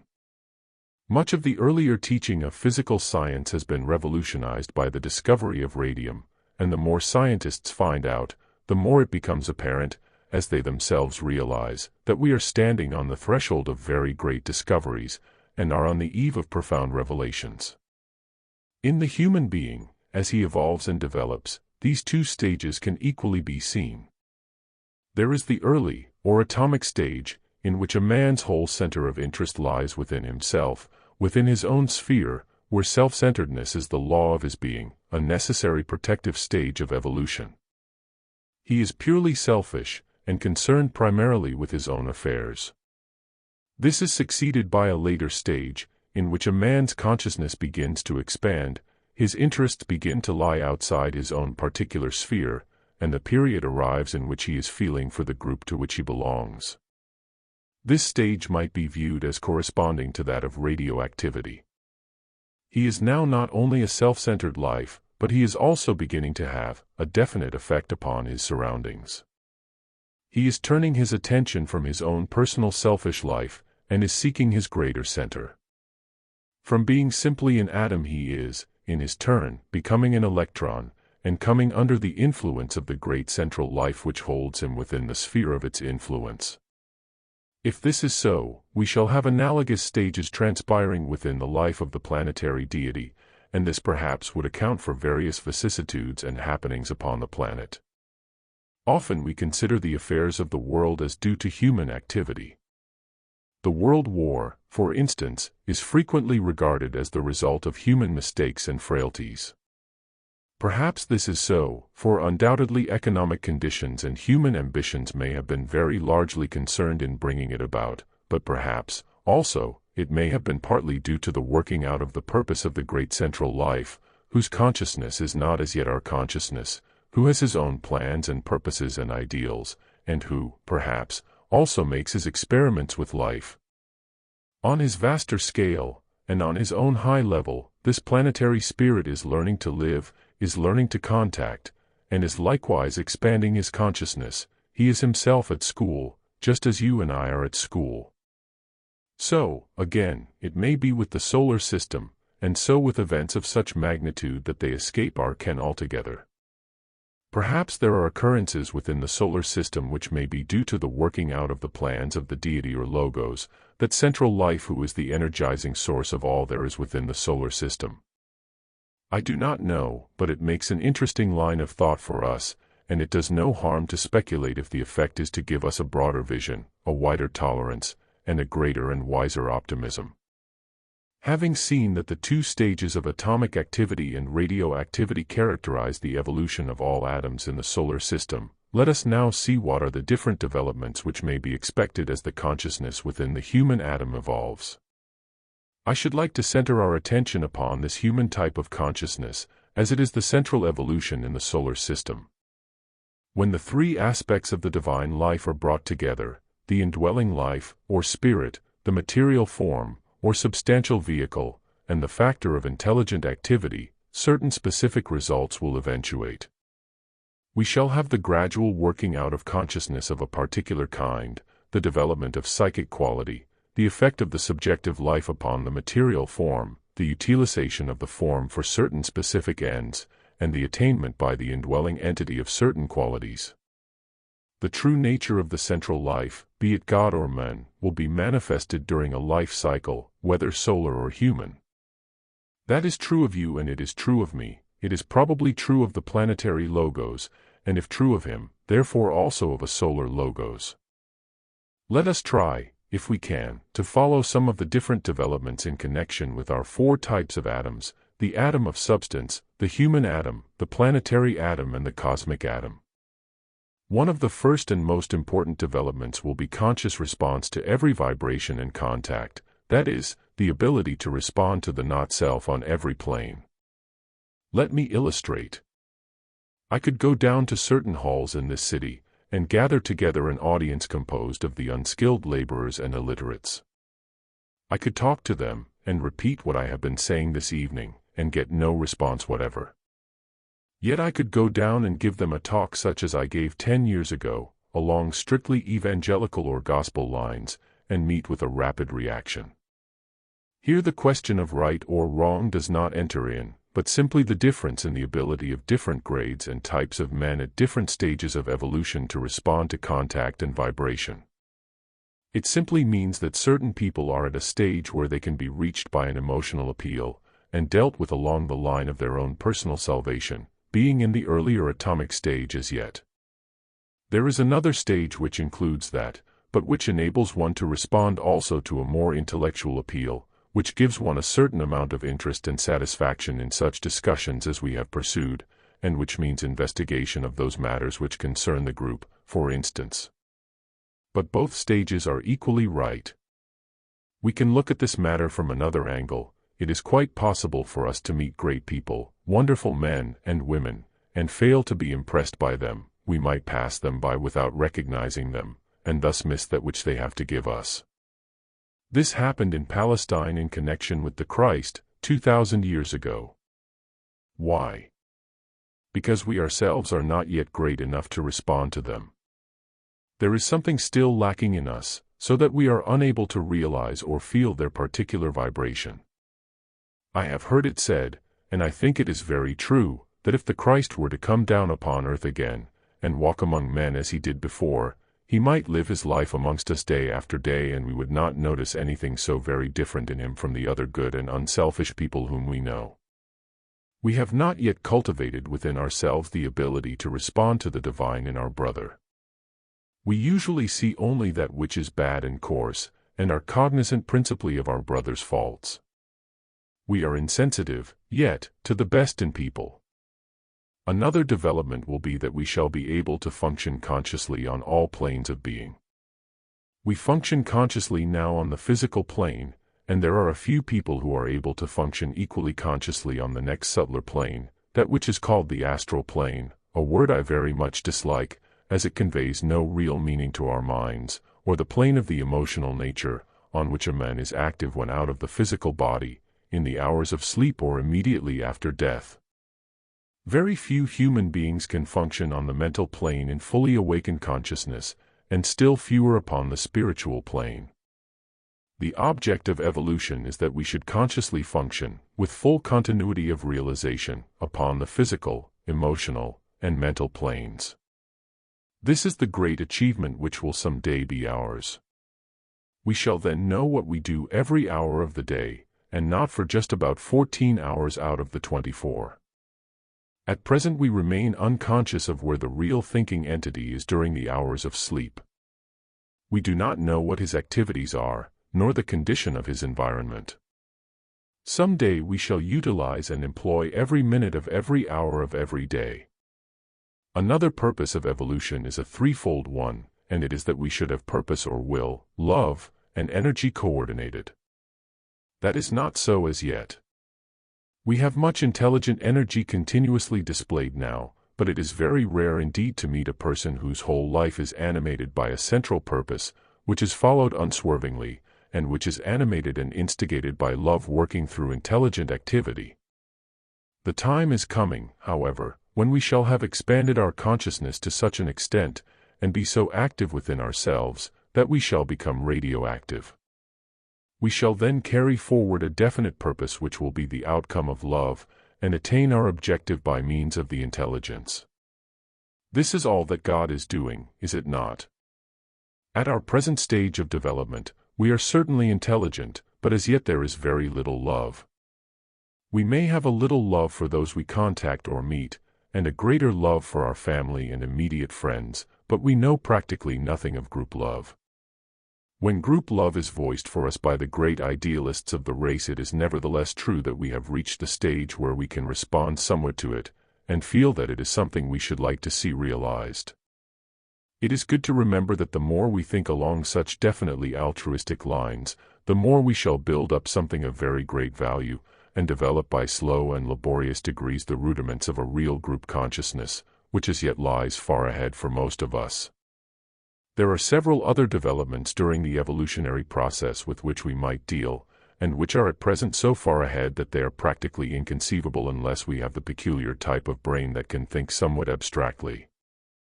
There is the stage in which we can transcend time and space, when the consciousness of the group in all parts of the planet, for instance, will be our consciousness, and when it will be just as easy for us to contact the consciousness of a friend in India, Africa, or elsewhere, as it is here. Distance and separation will prove no barrier to intercourse. Symptoms of this can be seen in the ability which some people have to communicate telepathically, or to psychometrize. It is all very well to spend some time visioning this distant goal, and picturing the achievement of the logos billions of years hence, but the thing of vital interest for us is to get some idea of the immediate stage ahead, and to understand what we may expect to happen in connection with the evolutionary process during the next few thousand years. Let us consider this idea somewhat. There are, as we know, three main lines of thought in the world: the scientific, the religious, and the philosophical. Now, in these three what have we got? In the scientific line of thought we have embodied all that concerns matter, the substance aspect of manifestation. It deals with objectivity, and with that which is material, tangible, and seen, literally, with that which can be proven. In religious thought we have that which is concerned with the life within the form, which deals with the return of spirit to its source, plus all that has been gained by the use of the form. It has reference to the subjective side of nature. In philosophical thought we have what I might call the utilization of the intelligence by the indwelling life, in order that the form may be adequately adapted to its need. Let us consider in this connection certain developments which may be looked for in the immediate future, remembering that all that I say is only intended to be suggestive, and that I speak in no dogmatic spirit. It is obvious to most thinkers that science, having begun the study of radioactivity, is on the verge of discovering what is the nature of the power within the atom itself. It is very probable that before long we shall harness the energy of atomic matter for every conceivable purpose, for heating, for lighting, and for what I might call the motivation of everything that is carried on in the world. That force, as some of us know, was nearly discovered in the United States 50 years ago by a man called Keeley, but he was not allowed to give it out to the world because of the danger thereby involved. Men are as yet far too selfish to be trusted with the distribution of atomic energy. That discovery will probably parallel the development of group consciousness. Only when man becomes radioactive and can work and think in group terms, will it be safe or wise for him to utilize the power latent in the atom. Everything in nature is beautifully coordinated, and nothing can be discovered or utilized before the right time.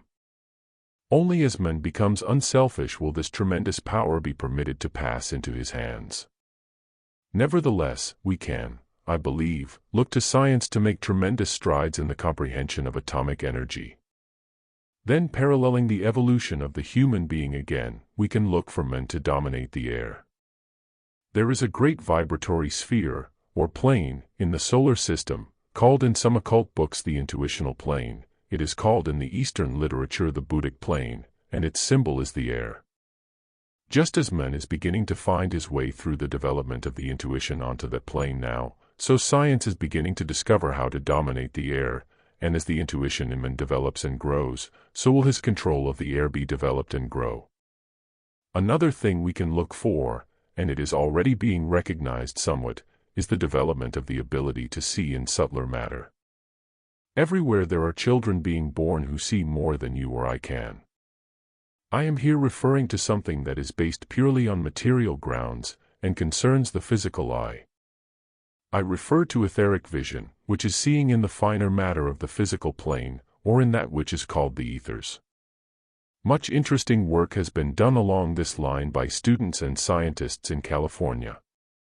Dr. Frederick Finch Strong has been working along this line in a valuable way, and teaching that the physical eye is capable of seeing etherically, and that etheric vision is the normal function of the eye. What will the development of this faculty mean? It will mean that science will have definitely to readjust its point of view as to the subtler planes. If there come within the range of vision of the normal man or woman within the next 100 years certain aspects and forms of life that have been regarded hitherto as imaginary, we have broken once and for all that rank materialism which has distinguished us for so long, and if that which is now invisible is recognized along any particular line, who shall say how far forward it will be possible for us to go as time progresses? Again, the whole trend of evolution is toward synthesis. As we go down into matter, as we tend toward materialization, we shall have heterogeneity. As we work back towards spirit, we shall tend towards unity, so that in the religious world we can look for unity to make its appearance. There is, even now, a much greater spirit of tolerance abroad than was the case 50 years ago, but the time is rapidly approaching when the great fundamental unity that underlies all the different religions, and the fact that each faith is a necessary part of one great whole, will be recognized by men everywhere, and through this recognition, we shall have the simplification of religion. We shall have the great central facts emphasized and utilized, and the small and petty differences of organization, and of explanation, overlooked. Again, we can look for a very interesting happening in connection with the human family to take place, for the moment that group consciousness becomes, on a large scale, the conscious objective of man, what will occur? You will have man putting his foot upon what is called in the religious world, the path. You will have him definitely taking himself in hand, endeavoring to live the life of the spirit, refusing any longer to live a self-centered atomic life. You will have him searching for his place within the greater whole, finding it by means of definite self-initiated endeavor, and then unifying himself with that group. This is all that is really meant by the teaching given about the path in the Protestant, Catholic, and Buddhist churches. They all teach the treading of this path, calling it by different names, such as the way, the Noble Eightfold Path, the path of illumination, or the path of holiness.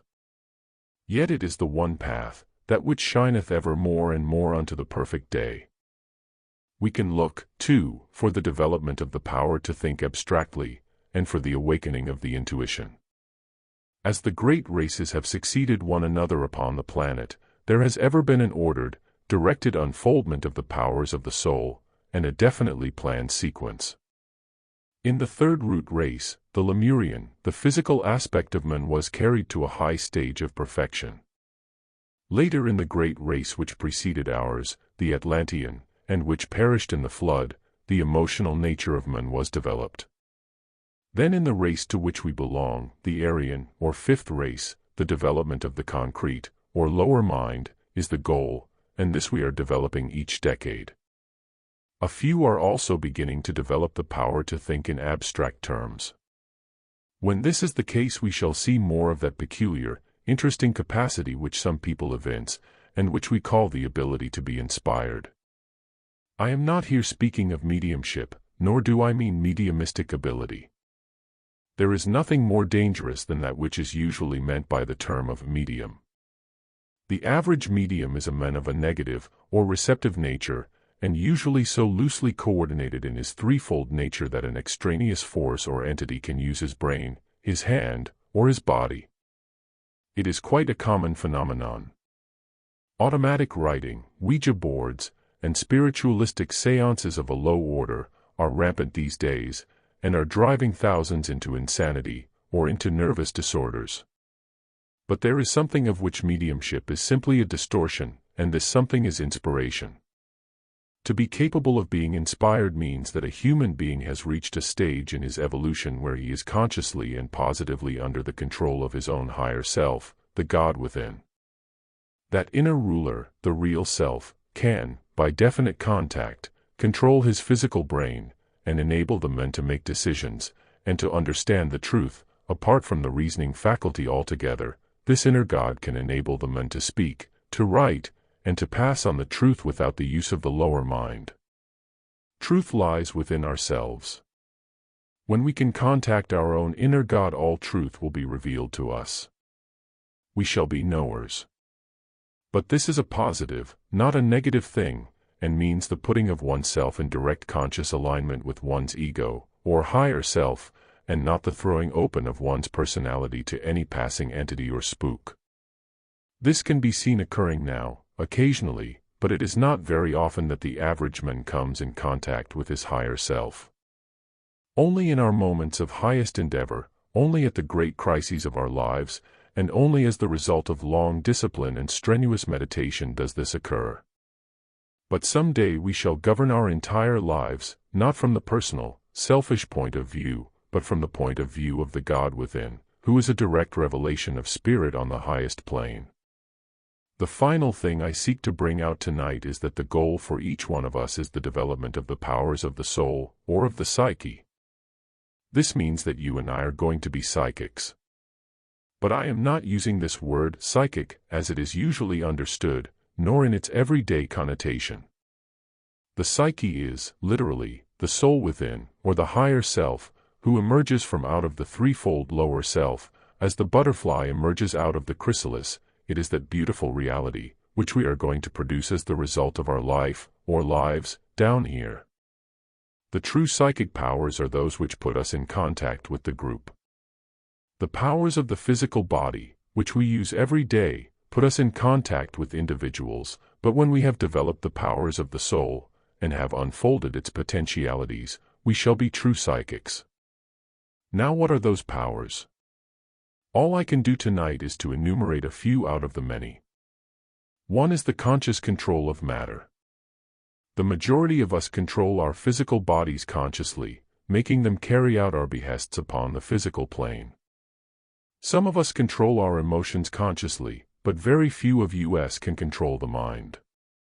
Most of us are controlled by our desires, and by our thoughts. But the time is coming when we shall consciously control our threefold lower nature. Time will then not exist for us at all. We shall have that continuity of consciousness upon the three planes of being, physical, emotional, and mental, which will enable us to live as does the Logos, in that very metaphysical abstraction, the eternal now. Another power of the soul is psychometry. Now what is psychometry? It might be defined as the ability to take a tangible something, belonging perhaps to an individual, and through the medium of that, to put oneself en rapport with that individual, or with a group of individuals. Psychometry is the law of association of ideas applied to the vibratory quality of force for the purpose of obtaining information. Again, the race will become clairaudient and clairvoyant, which means the capacity to hear and see as clearly and accurately upon the subtler planes as we do upon the physical. It will involve the ability to hear and see all that concerns the group, that is, to hear and see in the fourth and fifth dimensions. I am not enough of a mathematician to attempt to explain these dimensions, and am apt myself to get very confused when considering them, but an illustration that was given me may make the whole thing somewhat clearer. A young Swedish thinker explained it to me thus. The fourth dimension is the ability to see through and around a thing. The fifth dimension is the ability, for instance, to take an eye, and by means of that eye to put oneself en rapport with all other eyes in the solar system. To see in the sixth dimension might be defined as the power to take a pebble off the beach, and by means of it to put oneself in accord with the entire planet. Now in the fifth dimension, where you took the eye, you were limited to a particular line of manifestation, but in the case of the sixth dimension, where you took a pebble, you were put in touch with the entire planet. This is something very far ahead of us, but it is interesting to speak about, and holds a promise for each and all. There is not time to deal with the other powers, nor can I enumerate what they all may be. Healing by touch will be amongst them. The manipulation of the magnetic fluids, and conscious creation by means of color and sound, are others. All that really concerns us at this time is that we should consciously take ourselves in hand, seek to come ever more and more under the control of the inner ruler, endeavor to become radioactive, and to develop group consciousness. Lecture 7. Cosmic Evolution.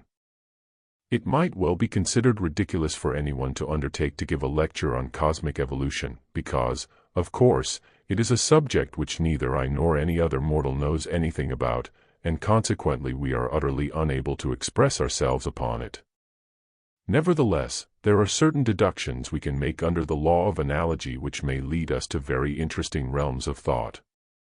We have for several weeks been considering the evolution of the atom from stage to stage, until we included the entire solar system under the term atom.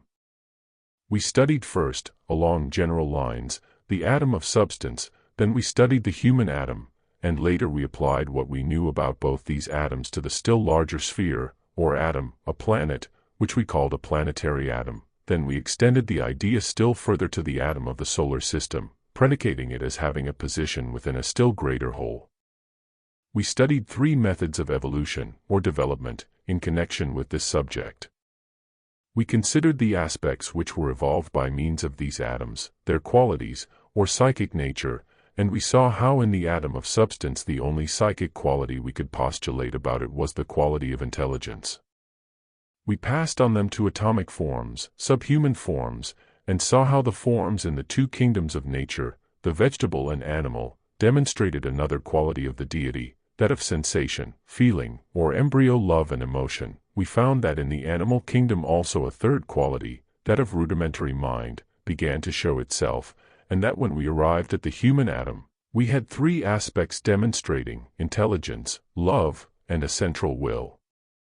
We extended this concept to the planet and to the solar system, and found that, working out through the form of the solar system, we had a great intelligence or mind, that the object of his utilization of form was the demonstration of another quality, love or wisdom, the whole being energized by a great central will. We deduced therefrom that this central will might be the manifestation of an entity who informs the entire system, from the very lowest atom of substance up to that great life who energizes the planetary scheme.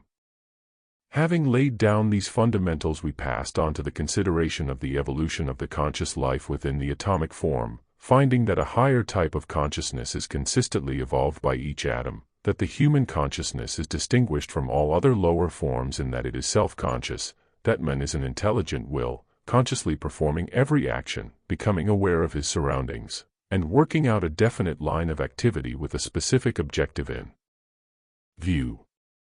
The self-consciousness of man leads on again to something wider still, to the consciousness of the great planetary spirit, which may perhaps be best expressed in the term group consciousness.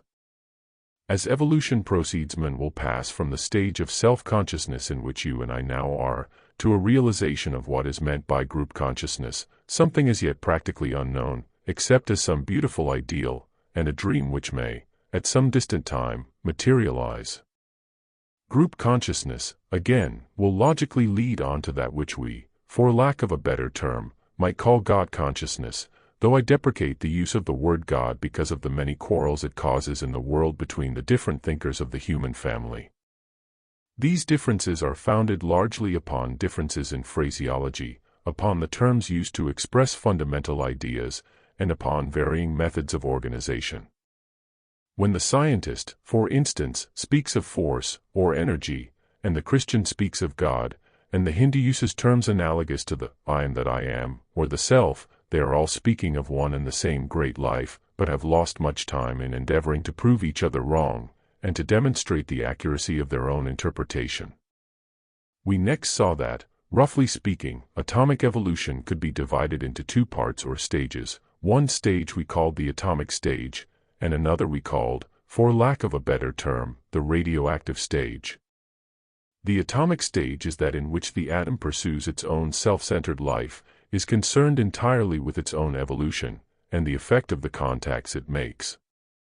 As evolution proceeds, it becomes apparent that in time the atom begins to react to a greater life outside itself, and in this you have the period analogous to that of the form-building stage, in which these atoms of substance are attracted by a greater charge of energy, or positive electrical force, if you like to call it such, which draws them, or attracts them to itself, and builds out of them a form. These atoms of substance, in turn, become then electrons. We found, then, how, in your case and mine, as in the case of every self-conscious unit, the same procedure is followed, and that you have a central life holding within the sphere of its influence the atoms that constitute the different bodies, mental, emotional, and physical, that we manifest, that we move and carry on our life, and work out our purposes, by attracting to ourselves the atoms of substance that are adequate to our needs, and through which we can make the necessary contacts. These atoms are to us, the central life, what the electrons are to the central positive charge in the atom of substance. Then we saw that if this is true, namely, that there is a self-centered stage, or purely atomic period, for the atom, and for the human atom, then again for the atom of the planet, indwelt by its central spiritual life, we should be able to predicate logically a similar state of affairs. Thus we were led into the field of speculation. We considered then whether all that transpires upon our planet may not be due to the self-centered condition of the entity who is working out his purposes by means of it. Finally, we carried forward the same idea in connection with the solar system itself. We passed on then to the consideration of the second stage, that which the scientist has been studying in connection with the atom of the chemist and physicist for the last 20 years, the radioactive stage. We saw how there was a condition analogous to this in the evolution of the human atom, and that there is a period preceding it which parallels the atomic stage, wherein man is purely selfish, entirely self-centered, and pays no attention to the welfare of the group of which he is a part. This prior stage is very apparent in the world today. A large percentage of the human family is in the atomic stage, but we must remember that it is a protective and necessary one. It is passed through by every unit of the human family in the process of finding its place within the group, and enables it to develop something of value to give to that group when the second stage is entered. In the world today there are also units of the human family who are passing into the second stage. They are becoming radioactive and magnetic, they influence other forms and are becoming group conscious. They are passing out of the I am stage into the I am that realization. The life and purpose of the great entity of whose body they are a part is beginning to be cognized by them.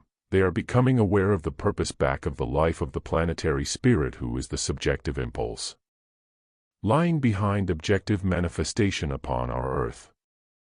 They are beginning to cooperate with his plans, to work for the betterment of their group, and the difference between them and other atoms of the human family is that they are now group conscious, they have a wider horizon, a group recognition, and a larger purpose. At the same time they do not lose their self-consciousness, nor their own individual identity, and their own spheroidal life remains, but they put the whole force and energy which flows through them not into the working out of their own plans, but into an intelligent cooperation with the greater life of which they are a part. Such men are few and far between, but when they are more in number, then we can look for a change in world conditions, and for that time to arrive, of which St. Paul speaks when he says, "There should be no division in the body, but the members should have the same care one for another. Whether one member suffer, all members suffer with it, or one member be honored, all rejoice with it. It is the same God which worketh all in all. There are diversities of gifts but the same Spirit, there are differences of ministries, or service, but the same Lord." When we are all group conscious, when we are all aware of the purpose which lies back of manifestation upon our planet, when we are consciously active, and throwing all our energy into the working out of group plans, then we shall have what the Christian calls the millennium. Now, if you have in the evolution of the atom of substance, and the human atom, these two stages, if they are the basis of all future development, then within the planetary atom you will have the same two stages, that in which the planetary life is working out his own plans, and a later one in which he falls in with the greater plans of the life which animates the solar system. Not yet being in a position to have an interview with the planetary spirit, I am unable to tell you whether he is as yet cooperating in the purposes of the solar logos, but we might be able to get some idea of the general purpose by the study of race evolution and the development of the great international plans within the planet. We must bear in mind also, that, though we human beings consider ourselves as the highest and greatest manifestation upon the planet, there may be other evolutions through which the central life may be working, of which we know as yet but little. We must study not only men, but should consider also the angel evolution, or the Deva evolution, as the Hindu calls it. This opens up for us an immense field of study and speculation. Again, within the solar system we shall expect to find analogous stages. We shall find, probably, that the great life animating the entire solar system, the great entity who is using it for the working out of a definite purpose, energizes it by means of these great centers of force which we call planetary atoms, that these centers, in their turn, work by means of lesser centers or groups, passing their energy on down through groups of human atoms to the various kingdoms of nature, and thus to the little atom of substance which, in its turn, reflects the entire solar system. This question of atomic life, if we think it out, is vastly interesting, and leads us into many lines of conjecture. One of the main points of interest which it opens up is the intimate correlation and close interaction of the atoms of every kind, and the all-pervading unity which must ultimately be recognized. If we have found that there comes a stage in the evolution of all atoms of every kind in which they feel and search for their place within the group, and from being positive become negative in regard to a greater life, if it is true in all these manifestations of consciousness there is a self-conscious stage and a group-conscious stage, is it not logical and possible that perhaps, after all, our solar system is but an atom within a greater whole? May there not be for our solar system, and our solar logos, a central larger life towards which the informing spirit within the solar sphere is gradually attracted, and towards whose consciousness our deity aspires? Are there anywhere indications of such an attractive force or goal? Are there greater spheres of solar life outside our system that have a definite effect upon it? This may be but a speculation, but it has its points of interest. If we study astronomical books, and seek to ascertain whether astronomers say that this is so, we shall meet with a vast amount of contradictory opinion. We shall find that some astronomers say that within the Pleiades is a central point around which our solar system revolves, others say that in the constellation of Hercules is the point of magnetic attraction for our solar system. On the other hand, you will find this flatly contradicted. We shall find some astronomers talking about star drift, and saying that the drift, or trend, of certain stars is in a specific direction. Others argue that the distances are so vast that it is impossible to determine whether certain systems are following a definite orbit or not. Nevertheless, if we go to some of the ancient books, those which we call mythological, and a myth may be defined as something which holds a great truth hidden until we are ready to understand it, and if we study the ancient books of the East, we shall find that in all of them there are 2 or 3 constellations which are regarded as having a peculiarly intimate relation to our solar system. Towards these views modern astronomers as yet hold an agnostic attitude, and from the point of view of materialistic science, rightly so. What I seek to emphasize here is that a topic upon which scientists and astronomers are divided, yet which is nevertheless a subject of contention, and one upon which the Oriental books sound a clear note, must have a basis in fact, and that there is probably an aspect of truth in the assertion. I would personally suggest here that that aspect of truth will be found, not along physical lines of interpretation, but along the lines of consciousness, that it is the psychic evolution that is going on within all atoms, using psychic in the sense of the subjective consciousness, which is hinted at in these books, and the emphasis is laid upon our having an occult relationship with other solar systems. Here the truth may perhaps be found. The life subjective may be one, the energy flowing between them may be one, but in the physical form lies diversity. Perhaps in the evolution of the intelligence, in the manifestation of love, or group consciousness, and in the development of will or purpose, lies unity, the oneness of the subjective life, and the eventual recognition that within the form, and in the form only, lies separation and differentiation. The ancient books of the East point out, in considering this subject, that the 7 stars of the Great Bear, the 7 stars of the Pleiades, and the sun Sirius, have a very close connection with our solar system, and that they hold an intimate psychic-magnetic relation to our solar logos. We have seen that the goal for the atom of substance is self-consciousness, and that for the entity who is evolving through a planet, the goal may be God consciousness. Now, of course, when you consider the solar logos, words fail, yet for him also there must be a goal.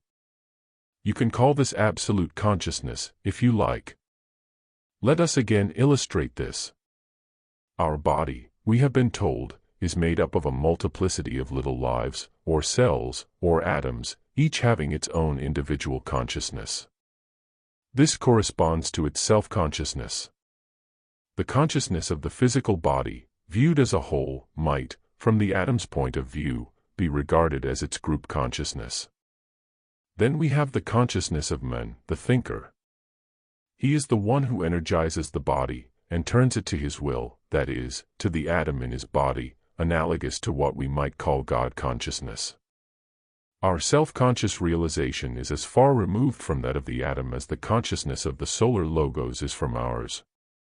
Now to the atom in our body, the consciousness of the solar logos might be called absolute consciousness, might it not?